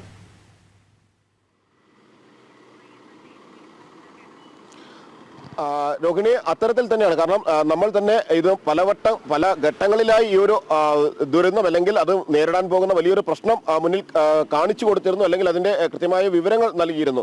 ഒരു സ്ഥലത്ത്, അതായത് പല സ്ഥലങ്ങളിലും ചെല്ലുന്ന സമയത്ത് അവർ ഈ പറഞ്ഞതുപോലെ പുറത്തേക്ക് അധികം ആളുകളോട് അധികം ഇടപഴകാറില്ല. ഈ ആളുകളോട് കൂടുതൽ ഇടപഴകുന്ന സാഹചര്യങ്ങളിൽ തങ്ങളുടെ ഐഡന്റിറ്റി തിരിച്ചറിയും, അല്ലെങ്കിൽ തങ്ങൾ ബംഗ്ലാദേശികളാണ്, ഈ മറ്റ് ഇന്ത്യക്കാരല്ല എന്ന കാര്യം തിരിച്ചറിയപ്പെടും എന്നതുകൊണ്ട് തന്നെ കൂടുതൽ ആളുകളോട് ഇടപഴകാറില്ല. ഇവർക്ക് വിശ്വാസമുള്ള അല്ലെങ്കിൽ അവരുടെ കാര്യങ്ങൾ അറിയുന്ന ബംഗ്ലാദേശികളാണ് എന്ന് അറിഞ്ഞുകൊണ്ട് അവരെ കൂടെ താമസിപ്പിക്കുന്ന ചില ആളുകളുമായി മാത്രമാണ് അവർക്ക് അടുപ്പമുള്ളത്. മാത്രമല്ല ഈ ഏജന്റുമാരിൽ പലർക്കും കൃത്യമായി തന്നെ അറിയാം തങ്ങൾ ഈ കൊണ്ടുവരുന്നതിൽ ബംഗാളികളെല്ലാം ഉള്ളത്, അവർ ബംഗ്ലാദേശികളാണ്, ആസാമീസ് എന്നും ബംഗാളികൾ എന്നെല്ലാം പറഞ്ഞ് തങ്ങൾക്കൊപ്പം തങ്ങളുടെ ഒപ്പം ജോലിക്കായി വരുന്ന ആളുകൾ എന്ന് പറയുന്നത് അതിൽ ബംഗ്ലാദേശികളുണ്ട് എന്നത്. മാത്രമല്ല ഇതിൽ ഏറ്റവും പ്രധാനം നമ്മൾ നേരത്തെ ചൂണ്ടിക്കാണിച്ചതുപോലെ അവരിലെ ക്രിമിനൽ പശ്ചാത്തലം തന്നെയാണ്. ഈ ക്രിമിനൽ പശ്ചാത്തലം എന്ന് പറയുമ്പോൾ അവിടെ ബംഗ്ലാദേശി കൊലപാതകം കുറ്റം അടക്കമുള്ള കാര്യങ്ങളിൽ പങ്കാളികളായി അവിടെ നിന്ന് ഒളിച്ചു പോകുന്ന ആളുകളുണ്ട്. അവിടുത്തെ അന്വേഷണ സംവിധാനങ്ങളുടെ കണ്ണ് വെട്ടിച്ച് ഇന്ത്യയിലേക്ക് നുഴഞ്ഞു കയറി എത്തിയ ആളുകളുണ്ട്. ഒപ്പം തന്നെ സ്ത്രീപീഡനം അടക്കമുള്ള കേസുകളിൽ ഉൾപ്പെട്ട ആളുകൾ ഈ ബംഗ്ലാദേശികളിൽ ഇത്തരത്തിൽ നുഴഞ്ഞു കയറി ഇവിടെ താമസിക്കുന്നുണ്ട്. രാജ്യവിരുദ്ധ പ്രവർത്തനങ്ങൾക്ക് പോലും ആളുകൾ എത്താനുള്ള ഒരു സാധ്യത, രാജ്യത്തിനെതിരെ ഇന്ത്യക്കെതിരായ നീക്കങ്ങളുടെ ഭാഗമായി പോലും ആളുകൾ ബംഗ്ലാദേശിൽ നിന്ന് എത്തി അത്തരം പ്രവർത്തനങ്ങൾ നടത്താനുള്ള സാധ്യതയുണ്ട്. ലഹരി ഇടപാടുകളുടെ ഭാഗമായി, ലഹരി മാഫിയയുടെ ഭാഗമായി പ്രവർത്തിക്കാനുള്ള ഒരു സാധ്യതകൾ എല്ലാം തന്നെയുണ്ട്. എന്നാൽ ഇതിലൊന്നും തന്നെ പരിശോധനകൾ പോലീസിനെ സംബന്ധിച്ചിടത്തോളം അവർ വ്യക്തമാക്കുന്ന ഒരു കാര്യം എന്ന് പറയുന്നത് ഈ ബംഗ്ലാദേശികളെ കണ്ടെത്തിയാൽ തങ്ങളുടെ ജോലി അതോടുകൂടി വർദ്ധിക്കുന്നു. അവരെ തിരിച്ചയക്കുന്നതടക്കമുള്ള നടപടികൾ പൂർത്തിയാക്കേണ്ടതുണ്ട്. അവരെ തിരിച്ച് ബംഗ്ലാദേശിലേക്ക് പറഞ്ഞു വിടണം. സാധാരണ നിലയിൽ ഇത്തരത്തിൽ നുഴഞ്ഞു കയറി വരുന്ന ആളുകളെ സംബന്ധിച്ചിടത്തോളം അവർക്കെതിരായ ഇത്തരം നടപടികൾ പൂർത്തിയാക്കുക, അത് പോലീസിന്റെ സംബന്ധിച്ചിടത്തോളം ജോലിഭാരം വർദ്ധിപ്പിക്കുന്നു എന്നെല്ലാം പറഞ്ഞുള്ള ന്യായീകരണങ്ങൾ ചുമത്തിയാണ് പല ഘട്ടങ്ങളിലും പോലീസ് ഇക്കാര്യത്തിൽ പരിശോധനകൾ അല്ലെങ്കിൽ ഊർജിതമായ കാര്യക്ഷമമായ പരിശോധനകളിലേക്ക് ഒരു ഘട്ടത്തിലും കടക്കാതിരുന്നത്. പിന്നീടും നമ്മൾ നേരത്തെ പറഞ്ഞതുപോലെ തന്നെ ബംഗ്ലാദേശികൾ എന്ന് സമ്മതിച്ച ആളുകൾ ചാനലിന് മുന്നിൽ, ക്യാമറയ്ക്ക് മുന്നിൽ, ജനം ടിവിക്ക് മുന്നിൽ പറഞ്ഞതിന് പിന്നാലെയും സംശയകരമായ സാഹചര്യത്തിൽ കണ്ട ആളുകൾ ആ ദൃശ്യങ്ങളും നമ്മൾ പകർത്തിയിരുന്നു. അവിടെ ചെന്നപ്പോഴും അവർക്ക് കാണിക്കാൻ കൃത്യമായ ഒരു തിരിച്ചറിയൽ രേഖകൾ ഉണ്ടായിരുന്നില്ല. അല്ലെങ്കിൽ നാട്ടിൽ നിന്ന് അല്ലെങ്കിൽ മറ്റു സംസ്ഥാനങ്ങളിൽ എവിടെ നിന്നാണ് വരുന്നത് എന്ന ചോദ്യത്തിന് പോലും കൃത്യമായ മറുപടികൾ ഉണ്ടായിരുന്നില്ല. പലരും കുടുംബമായി അടക്കമാണ് ഇവിടെ വന്ന് ഇത്തരത്തിൽ താമസമാക്കിയിരിക്കുന്നത് എന്നുകൂടി വ്യക്തമാകുമ്പോഴാണ് എന്തുകൊണ്ട് ഇത്തരത്തിലുള്ള ഇന്റലിജൻസ് സംവിധാനങ്ങളെയും IBയുടെ മുന്നറിയിപ്പുകളെയും അവഗണിക്കുന്നു എന്ന ചോദ്യം അവശേഷിക്കുന്നത്. ജിജീഷ് റിപ്പോർട്ട് ചെയ്ത ഈ വാർത്തയെ നമ്മുടെ പ്രേക്ഷകരും ആശങ്ക പങ്കുവെക്കുന്നുണ്ട്. അതിൽ ഏറ്റവും പ്രധാനമായും സർക്കാരിനെ പ്രതികൂട്ടിലാക്കുകയാണ് പ്രേക്ഷകർ. ഇത് സാധാരണ ജനങ്ങളുടെ ഒരു ആശങ്ക കൂടിയാണ്. നമ്മൾ ഇന്ന് ഈ റിപ്പോർട്ട് ചെയ്ത വാർത്ത ഇതിനു മുമ്പ് രോഹിണി പറഞ്ഞ പോലെ തന്നെ ജിജീഷ് ഇതിനു മുമ്പും ചൂണ്ടിക്കാട്ടിയിരുന്നതാണ്. ഇനിയും ഇവരുടെ കണക്കുകൾ എന്തുകൊണ്ട് തദ്ദേശ സ്വയംഭരണ സ്ഥാപനങ്ങളൊക്കെ കൃത്യമായി സൂക്ഷിക്കുന്നില്ല എന്നുള്ളൊരു ചോദ്യം മാത്രമാണ് ബാക്കി. എന്തായാലും അതിഥികളുടെ ഒരു കണക്കും സർക്കാരിൻ്റെ കയ്യിലില്ല എന്ന് ശ്രീ RK വൈകുണ്ഠം പറയുന്നു. പിണറായി വിജയന്റെ സംരക്ഷണത്തിലാണ് ഇവിടെ ബംഗ്ലാദേശികൾ കഴിയുന്നത് എന്ന് ശ്രീ സുഗതൻ പറയുന്നു. അങ്ങനെ ആശങ്കകളാണ് ഈ വിധത്തിലുള്ള വിമർശനങ്ങളായി ഉയരുന്നത് എന്നതുകൂടി സർക്കാർ ഓർക്കണം. ലോക ചെസ് ചാമ്പ്യൻഷിപ്പിലെ ഭാരതത്തിന്റെ പ്രതീക്ഷയെ പറ്റിയുള്ള റിപ്പോർട്ടാണ് ഇനി, അല്ലെങ്കിൽ വാർത്തയാണ്. കാരണം ഇന്നലത്തെ ഉജ്ജ്വല വിജയത്തോടെ ഇന്ത്യൻ താരം ഡി ഗുകേഷ് മുന്നിലെത്തിയിട്ടുണ്ട്. 11ാം റൗണ്ട് മത്സരത്തിൽ ചൈനയുടെ ഡിങ് ലിറനെതിരെ 29 നീക്കങ്ങൾക്കൊടുവിലാണ് ഗുകേഷ് നിർണായക വിജയത്തിലേക്ക് എത്തിച്ചേർന്നത്. അവശേഷിക്കുന്ന 3 മത്സരങ്ങളിൽ തോൽക്കാതിരുന്നാൽ ഗുകേഷിന് ലോക ചാമ്പ്യനാകാം. ഇതിൽ മറ്റൊരു പ്രത്യേകത കൂടിയുണ്ട്. അങ്ങനെയാണെങ്കിൽ ഏറ്റവും പ്രായം കുറഞ്ഞ ലോക ചാമ്പ്യൻ എന്ന പട്ടം കൂടിയായിരിക്കും ഇന്ത്യൻ ഭാരതീയനായ ഡി ഗുകേഷിന് സ്വന്തമാവുക. നിഖിൽ ചേരുകയാണ് സ്പോർട്സ് ഡെസ്കിൽ നിന്ന് വിവരങ്ങളുമായി. നിഖിൽ, എത്രത്തോളം ആവേശമായിരുന്നു ഇന്നലത്തെ വിജയം? തുടർച്ചയായ സമനിലകൾക്കൊടുവിലാണ് ഇന്നലെ ഗുകേഷ് വീണ്ടും ഗെയിമിലേക്ക് എത്തിയിരിക്കുന്നത്. തീർച്ചയായും ഓരോ ഭാരതീയരും അഭിമാനിക്കാവുന്ന മുഹൂർത്തത്തിലേക്കാണ് നടന്നു കയറിക്കൊണ്ടിരിക്കുന്നത് ഗുകേഷ് എന്ന് പറയാൻ സാധിക്കും. കാരണം ലോക ചാമ്പ്യനാണ് ഡിങ് ലിറൻ. ലോക ചാമ്പ്യനെ ഇതുവരെ ആദ്യ മത്സരത്തിൽ വിജയത്തോടെയാണ് ഡിങ് ലിറൻ തുടങ്ങിയത്.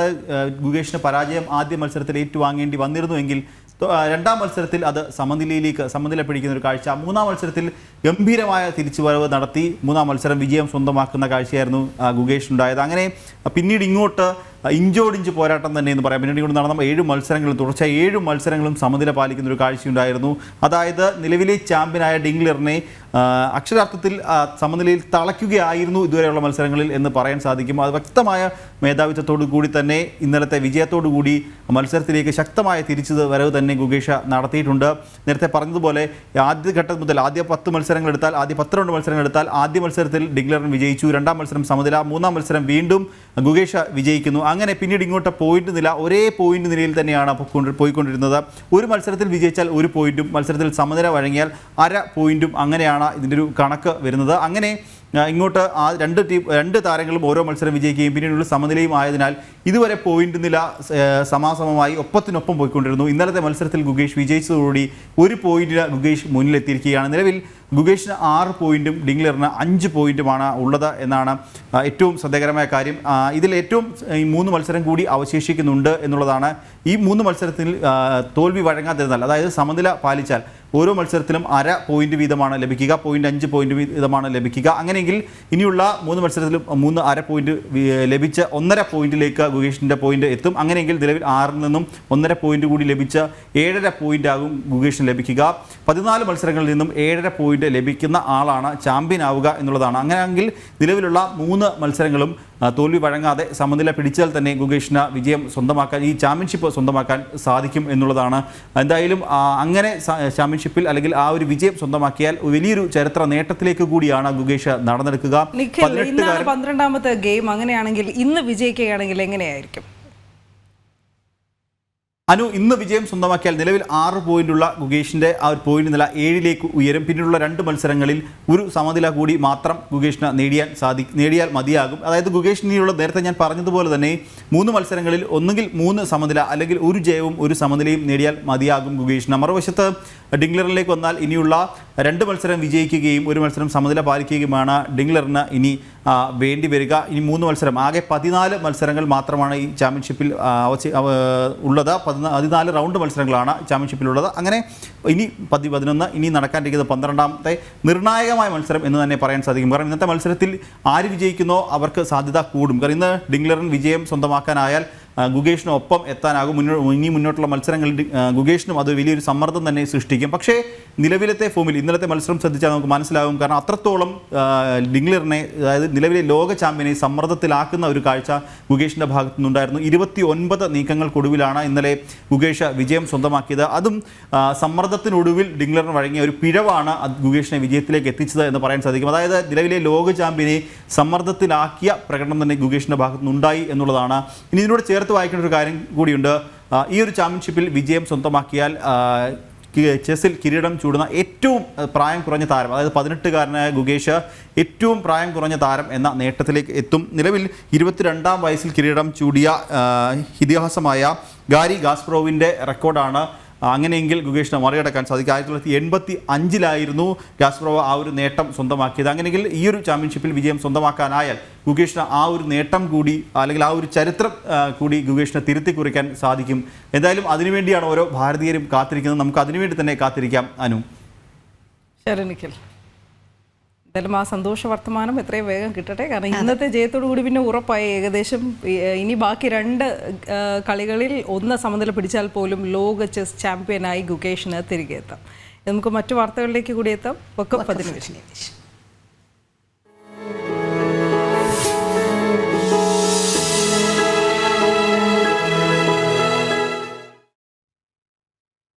മുനമ്പം വഖഫ് ഭൂമിയാണെന്ന് ആവർത്തിച്ച് മുസ്ലിം ലീഗ് നേതാക്കൾ രംഗത്ത് വരുമ്പോൾ വെട്ടിലായി കോൺഗ്രസ്.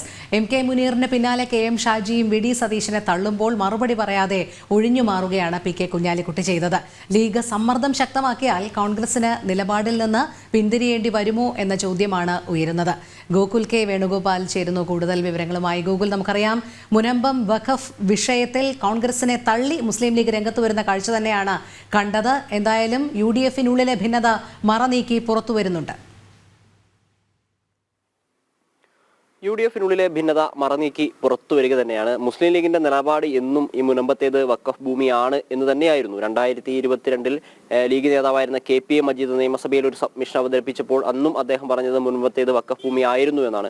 എന്നാൽ ഈ മുനമ്പത്തെ ജനത ഒരു പോരാട്ടവും ഒക്കെയായി ഇറങ്ങിയ സമയത്ത് അവരുടെ കുടിയിറപ്പ് അല്ലെങ്കിൽ റവന്യൂ അവകാശങ്ങൾ പുനഃസ്ഥാപിച്ച് കിട്ടാൻ ആവശ്യമായ സമരവുമായി രംഗത്തേക്ക് വന്ന സമയത്ത് ഈ കേരളത്തിൽ ചില ഉപതെരഞ്ഞെടുപ്പുകളൊക്കെ മൂർച്ഛിച്ചു നിൽക്കുന്ന അല്ലെങ്കിൽ ആ കാലഘട്ടത്തിലായിരുന്നു ഈ മുനമ്പത്തെ സമരം കൂടുതൽ മൂർച്ചയിലേക്ക് വന്നത്. ആ സമയത്ത് ഒരു പക്ഷേ ലീഗ് നേതാക്കൾ മിണ്ടാതിരിക്കുകയോ ഇത് സമവായത്തിലൂടെ പരിഹരിക്കണമെന്നോ ഒക്കെ പറയുകയാണ് ചെയ്തതെങ്കിൽ ഇപ്പോൾ തിരഞ്ഞെടുപ്പൊക്കെ കഴിഞ്ഞതിന് ശേഷം ലീഗിന്റെ നിയമസഭാ കക്ഷി ഉപനേതാവായിട്ടുള്ള MK മുനീറും KM ഷാജിയും ഒക്കെ ഇത് മുനമ്പത്തേത് വഖഫ് ഭൂമിയാണ് എന്ന അവകാശവാദം ഉന്നയിക്കുകയും VD സതീശനെ പോലും പ്രതിപക്ഷ നേതാവായിട്ടുള്ള VD സതീശനെ പോലും തള്ളിക്കൊണ്ടോ അല്ലെങ്കിൽ തിരുത്തിക്കൊണ്ടോ ഒക്കെ മുന്നോട്ടേക്ക് വരുന്ന ഒരു കാഴ്ചയാണ് കാണാൻ സാധിച്ചത്. കഴിഞ്ഞ ആഴ്ചയായിരുന്നു MK മുനീർ VD സതീശനെ തിരുത്തിയൊരു രംഗത്തേക്ക് വരുന്ന ഒരു സാഹചര്യം ഉണ്ടായത്. അതായത് മുനമ്പ വിഷയവുമായി ബന്ധപ്പെട്ട കാര്യങ്ങളൊന്നും UDF-ൽ ചർച്ച ചെയ്തിട്ടില്ല, VD സതീശൻ്റേത് വ്യക്തിപരമായ അഭിപ്രായമാണ് എന്ന് പറഞ്ഞതെങ്കിൽ കഴിഞ്ഞ ദിവസം ഇന്നലെ KM ഷാജി പറഞ്ഞിട്ടുണ്ടായത് മുനമ്പത്തേത് വഖഫ് ഭൂമിയല്ല എന്ന് പറയാൻ വേണ്ടി സാധിക്കില്ല, മുസ്ലിം ലീഗിന് അങ്ങനെ ഒരു അഭിപ്രായമില്ല എന്നാണ്. എന്നാൽ കഴിഞ്ഞ കുറച്ച് നാളുകളായിട്ട് മുസ്ലിം ലീഗ് ഈ വിഷയത്തിൽ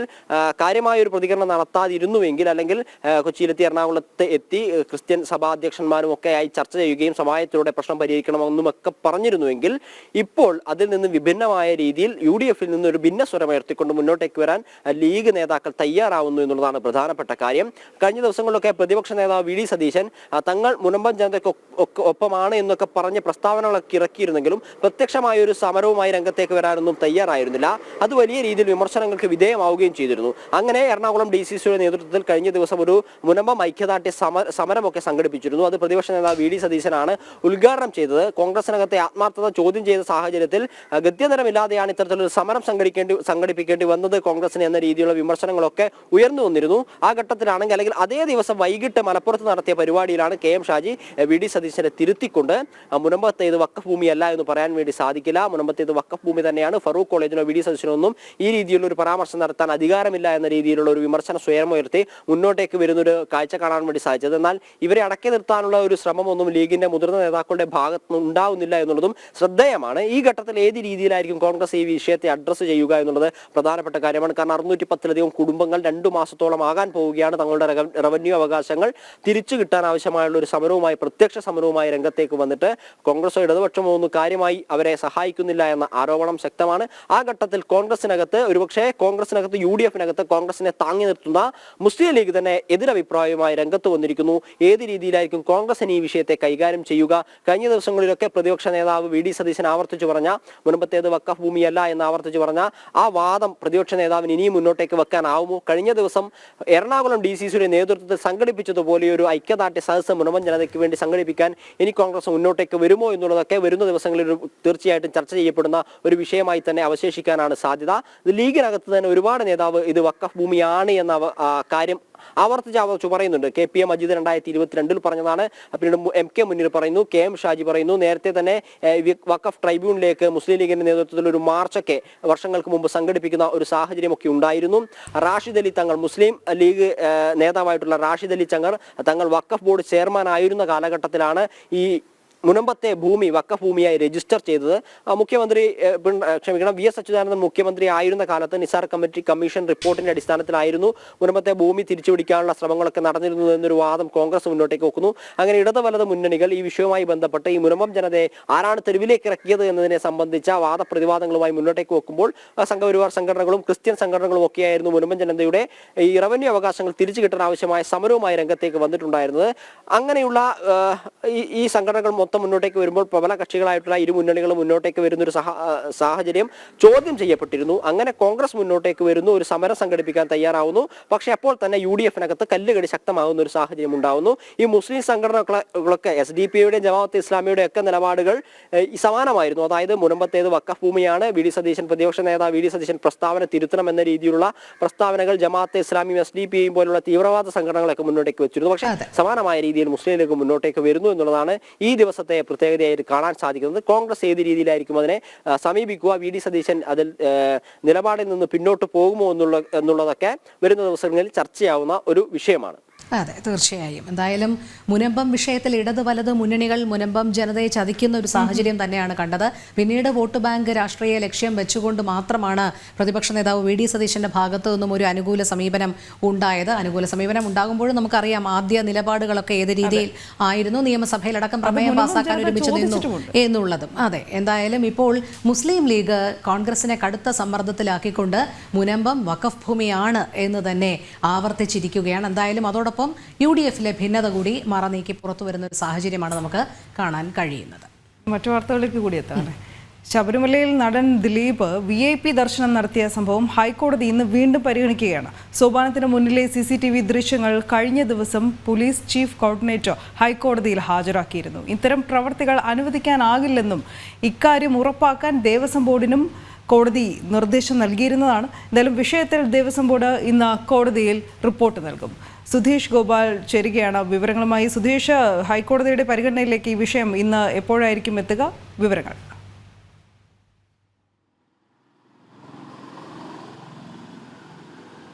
ഇന്ന് രാവിലെ 11 മണിയോടുകൂടി തന്നെ ഈ കേസ് പരിഗണിക്കുമെന്നാണ് നമുക്ക് അറിയാൻ കഴിയുന്നത്. ഇതിൽ ഏറ്റവും പ്രധാനമായി പറയേണ്ടത് ദേവസ്വം ബോർഡ് ഇന്ന് ഇത് സംബന്ധിച്ചൊരു റിപ്പോർട്ട് ഹൈക്കോടതി നൽകുന്നുണ്ട്. അതിൽ 4 ജീവനക്കാർക്ക് വീഴ്ച സംഭവിച്ചു എന്നതാണ് റിപ്പോർട്ടിൽ പറയാൻ സാധ്യത. അതിൻ്റെ അടിസ്ഥാനത്തിൽ നടപടിയിലേക്ക് കടക്കുമെന്നും ഹൈക്കോടതിയിൽ ദേവസ്വം ബോർഡ് അറിയിക്കും. എന്നാൽ ഇതേ സാഹചര്യത്തിൽ തന്നെ കൃത്യമായി തന്നെ ഹൈക്കോടതി കഴിഞ്ഞ പ്രാവശ്യം പറഞ്ഞ ഇടക്കാല ഉത്തരവുണ്ട്. അതിൽ ഏറ്റവും പ്രധാനമായി പറയുന്നത് കുട്ടികൾക്കും അതോടൊപ്പം തന്നെ വൃദ്ധർക്കും സുഖമായി തൊഴാനുള്ള പ്രത്യേക സംവിധാനം ഒരുക്കണം എന്ന് പറഞ്ഞിട്ടുണ്ട്. അത് കൃത്യമായി നടപ്പാക്കുന്നോ ഇല്ലയോ എന്ന കാര്യം ഇന്ന് ഹൈക്കോടതി ആരായാൻ സാധ്യതയുണ്ട്. ഇത് സംബന്ധിച്ച് കൃത്യമായ ഒരു റിപ്പോർട്ട് നൽകിയാൽ ദേവസ്വം ബോർഡിൻ്റെയും ആഭ്യന്തര വകുപ്പിൻ്റെ പോലീസിൻ്റെയും ഭാഗത്ത് വീഴ്ച ഉണ്ടായി എന്ന് തന്നെ വിലയിരുത്താനുള്ള സാധ്യതയും നിലനിൽക്കുന്നു.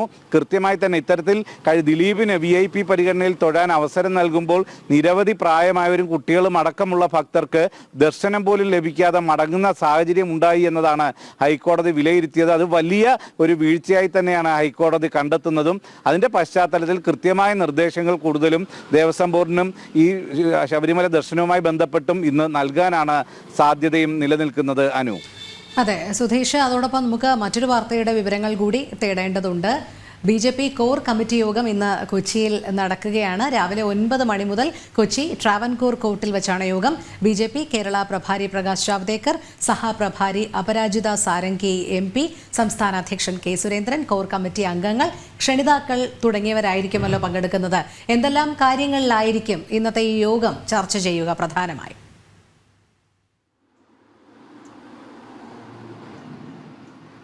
രോഹിണി, ഇന്ന് പ്രധാനമായും കോർ കമ്മിറ്റിയിൽ ചർച്ചയാവുന്നത് കഴിഞ്ഞ ഉപതെരഞ്ഞെടുപ്പുകളുമായി ബന്ധപ്പെട്ട ഫലങ്ങളും അതിൻ്റെ വോട്ടിൻ്റെ കണക്കുകളും എല്ലാം തന്നെ ചർച്ചയാവും. അതോടൊപ്പം തന്നെ ഇനിയും വരാൻ പോകുന്ന തെരഞ്ഞെടുപ്പുകൾ, അത് തദ്ദേശ തെരഞ്ഞെടുപ്പ്, വരാൻ പോകുന്ന നിയമസഭാ തെരഞ്ഞെടുപ്പ്, അതിൻ്റെ മുന്നൊരുക്കങ്ങൾ, അതിൻ്റെ താഴെ തട്ടിൽ മുതലുള്ള സംഘടനയെ ശക്തിപ്പെടുത്തൽ, ഈ കാര്യങ്ങളെല്ലാം തന്നെ ചർച്ചയാവും. അതോടൊപ്പം തന്നെ ഏറ്റെടുക്കേണ്ട സമരങ്ങൾ, ഇവിടുത്തെ സംസ്ഥാന സർക്കാരിനെതിരായി മുന്നോട്ട് വെക്കേണ്ട കാര്യങ്ങൾ, അതോടൊപ്പം തന്നെ കേന്ദ്ര പദ്ധതികൾ കൃത്യമായി വിനിയോഗിക്കാനും അത് കൃത്യമായി ജനങ്ങളിൽ എത്തിക്കാനുമുള്ള കാര്യങ്ങൾ എന്തൊക്കെ ചെയ്യണം, ഇത്തരം കാര്യങ്ങളെല്ലാം ആലോചിക്കുക. അതോടൊപ്പം തന്നെ മൊത്തത്തിൽ പ്രവർത്തനം ഊർജിതമാക്കുക എന്നതാണ് ഇന്ന് പ്രധാനമായും ചർച്ചയാവുന്നത്. ഇതിലേക്ക് കേന്ദ്രമന്ത്രിമാരായ സുരേഷ് ഗോപിയെയും അതോടൊപ്പം തന്നെ ജോർജ് കുര്യനെയും ക്ഷണിച്ചിട്ടുണ്ടെങ്കിൽ പോലും അവർക്ക് ഇന്ന് പങ്കെടുക്കാൻ സാധിക്കുമോ എന്ന കാര്യം സംശയമാണ്. ജോർജ് കുര്യൻ വത്തിക്കാനിലാണ്, അതോടൊപ്പം തന്നെ സുരേഷ് ഗോപി ഡൽഹിയിലുമാണ്. ഈ ഒരു അതോടൊപ്പം തന്നെ രാജീവ് ചന്ദ്രശേഖരനെയും വിളിച്ചിട്ടുണ്ട്. അവർ പങ്കെടുക്കാനുള്ള സാധ്യത കുറവാണ്. എന്നാൽ മറ്റ് ഇതുമായി ബന്ധപ്പെട്ട ആൾക്കാരെല്ലാം ഇന്നത്തേക്ക് യോഗത്തിൽ ക്ഷണിച്ചിട്ടുള്ളവരും അതോടൊപ്പം തന്നെ പങ്കെടുക്കാൻ ചുമതലപ്പെട്ടവരും എല്ലാം തന്നെ രാവിലെ 9 മണിയോടുകൂടി തന്നെ എത്തിച്ചേരും എന്നതാണ് അറിയാൻ കഴിയുന്നത്. രാവിലെ 9 മുതൽ രാത്രി 9 വരെയാണ് ഇന്ന് യോഗം നടക്കുന്നതും. രോഹിണി. ശരി, സുധേഷ് ഗോപാലാണ് വിവരങ്ങൾ നൽകിയത്. ഇനി നമുക്ക് അയ്യനെ കുറിച്ചുള്ള ഒരു പാട്ടിലേക്കാണ്. വൃശ്ചിക പുലരിയിൽ ഭക്തിയുടെ മധുരം നൽകി അയ്യപ്പനായി UK നിന്നാണ് ഈ ഭക്തിഗാനം ഒരുങ്ങിയിരിക്കുന്നത്. ഉള്ളിനുള്ളിൽ അയ്യൻ എന്ന സംഗീത ആൽബം ഇതിനോടകം തന്നെ ജനങ്ങൾ ഏറ്റെടുത്തു കഴിഞ്ഞു. എന്തായാലും ഈ ഗാന ചിത്രീകരണം പൂർണ്ണമായും UK ക്ഷേത്രത്തിലാണ് നടന്നത്. താളം തുളുമ്പിയ പഞ്ചാരി മേളം അയ്യനയ്യനെന്ന് ചൊല്ലും ചിങ്കാരി മേളം. ഉള്ളിനുള്ളി താളം തുളുമ്പിയ പഞ്ചാരി മേളം അയ്യനയ്യനെന്ന് ചൊല്ലും ചിങ്കാരി മേളം. പാണ്ടിമേളം നുറുങ്ങുന്നു, ചെണ്ടമേളം തുടരുന്നു. മതസൗഹാർദ്ദത്തിന്റെ സന്ദേശം പകരുന്നതാണ് ഉള്ളിനുള്ളിൽ അയ്യപ്പനെന്ന ഈ സംഗീതാൽബം. പൂർണ്ണമായും UK ഈ ഗാനം ചിത്രീകരിച്ചത്. അയ്യപ്പ ഭക്തരായ ഒരു കൂട്ടം യുവാക്കളുടെ ഭക്തി നിറഞ്ഞ അർച്ചനയാണ് ഈ ഗാനം. അയ്യനയ്യനയ്യനയ്യൻ വാണിടുന്ന പൂമല സത്യധർമ്മ നീതിയാന്ന പൊന്നുമാമല. ഇപ്പം അഭിനയിച്ചിരിക്കുന്ന എല്ലാവരും നമ്മൾ ഹൈന്ദവ അല്ല അങ്ങനെയുള്ളവരല്ല. അവർ എല്ലാവരും അതിനകത്ത് പാർട്ടിസിപ്പേറ്റ് ചെയ്തതാണ് ഇതിൻ്റെ ഒരു ഏറ്റവും വലിയൊരു മതസൗഹാർദ്ദത എന്നുള്ളത് തന്നെ വേണം. അതോടൊപ്പം തന്നെ ഭക്തിയും. മനു കുമ്പഴ UK അപ്പം അദ്ദേഹത്തിൻ്റെ സുഹൃത്തുക്കളായ മുഹമ്മദ് ഇർഷാദ്, രാകേഷ് അലക്സ്, അജിത് തയ്യിൽ, ബേബി അമിനി, ആകാശ് വിശ്വ, മനു ക്ലിയർ എന്നിവരെല്ലാവരും കൂടെ ചേർന്ന്, അതായത് മതസൗഹാർദ്ദതയായിരുന്നു അവരുടെ ഉദ്ദേശം. സതീഷ് വിശ്വ രചനയും സംഗീതവും നൽകിയ ഗാനം 4 വയസ്സുകാരൻ മാസ്റ്റർ അഭിനവ്, ശ്രീജയൻ വെഞ്ഞാറമ്മൂട്, സതീഷ് വിശ്വ എന്നിവരാണ് ആലപിച്ചത്.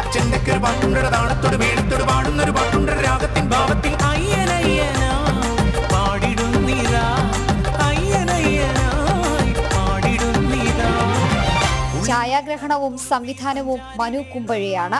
ഈ മണ്ഡലകാലത്ത് ഭക്തിയുടെ പുത്തൻ അനുഭവമാണ് ഗാനം സമ്മാനിക്കുന്നത്.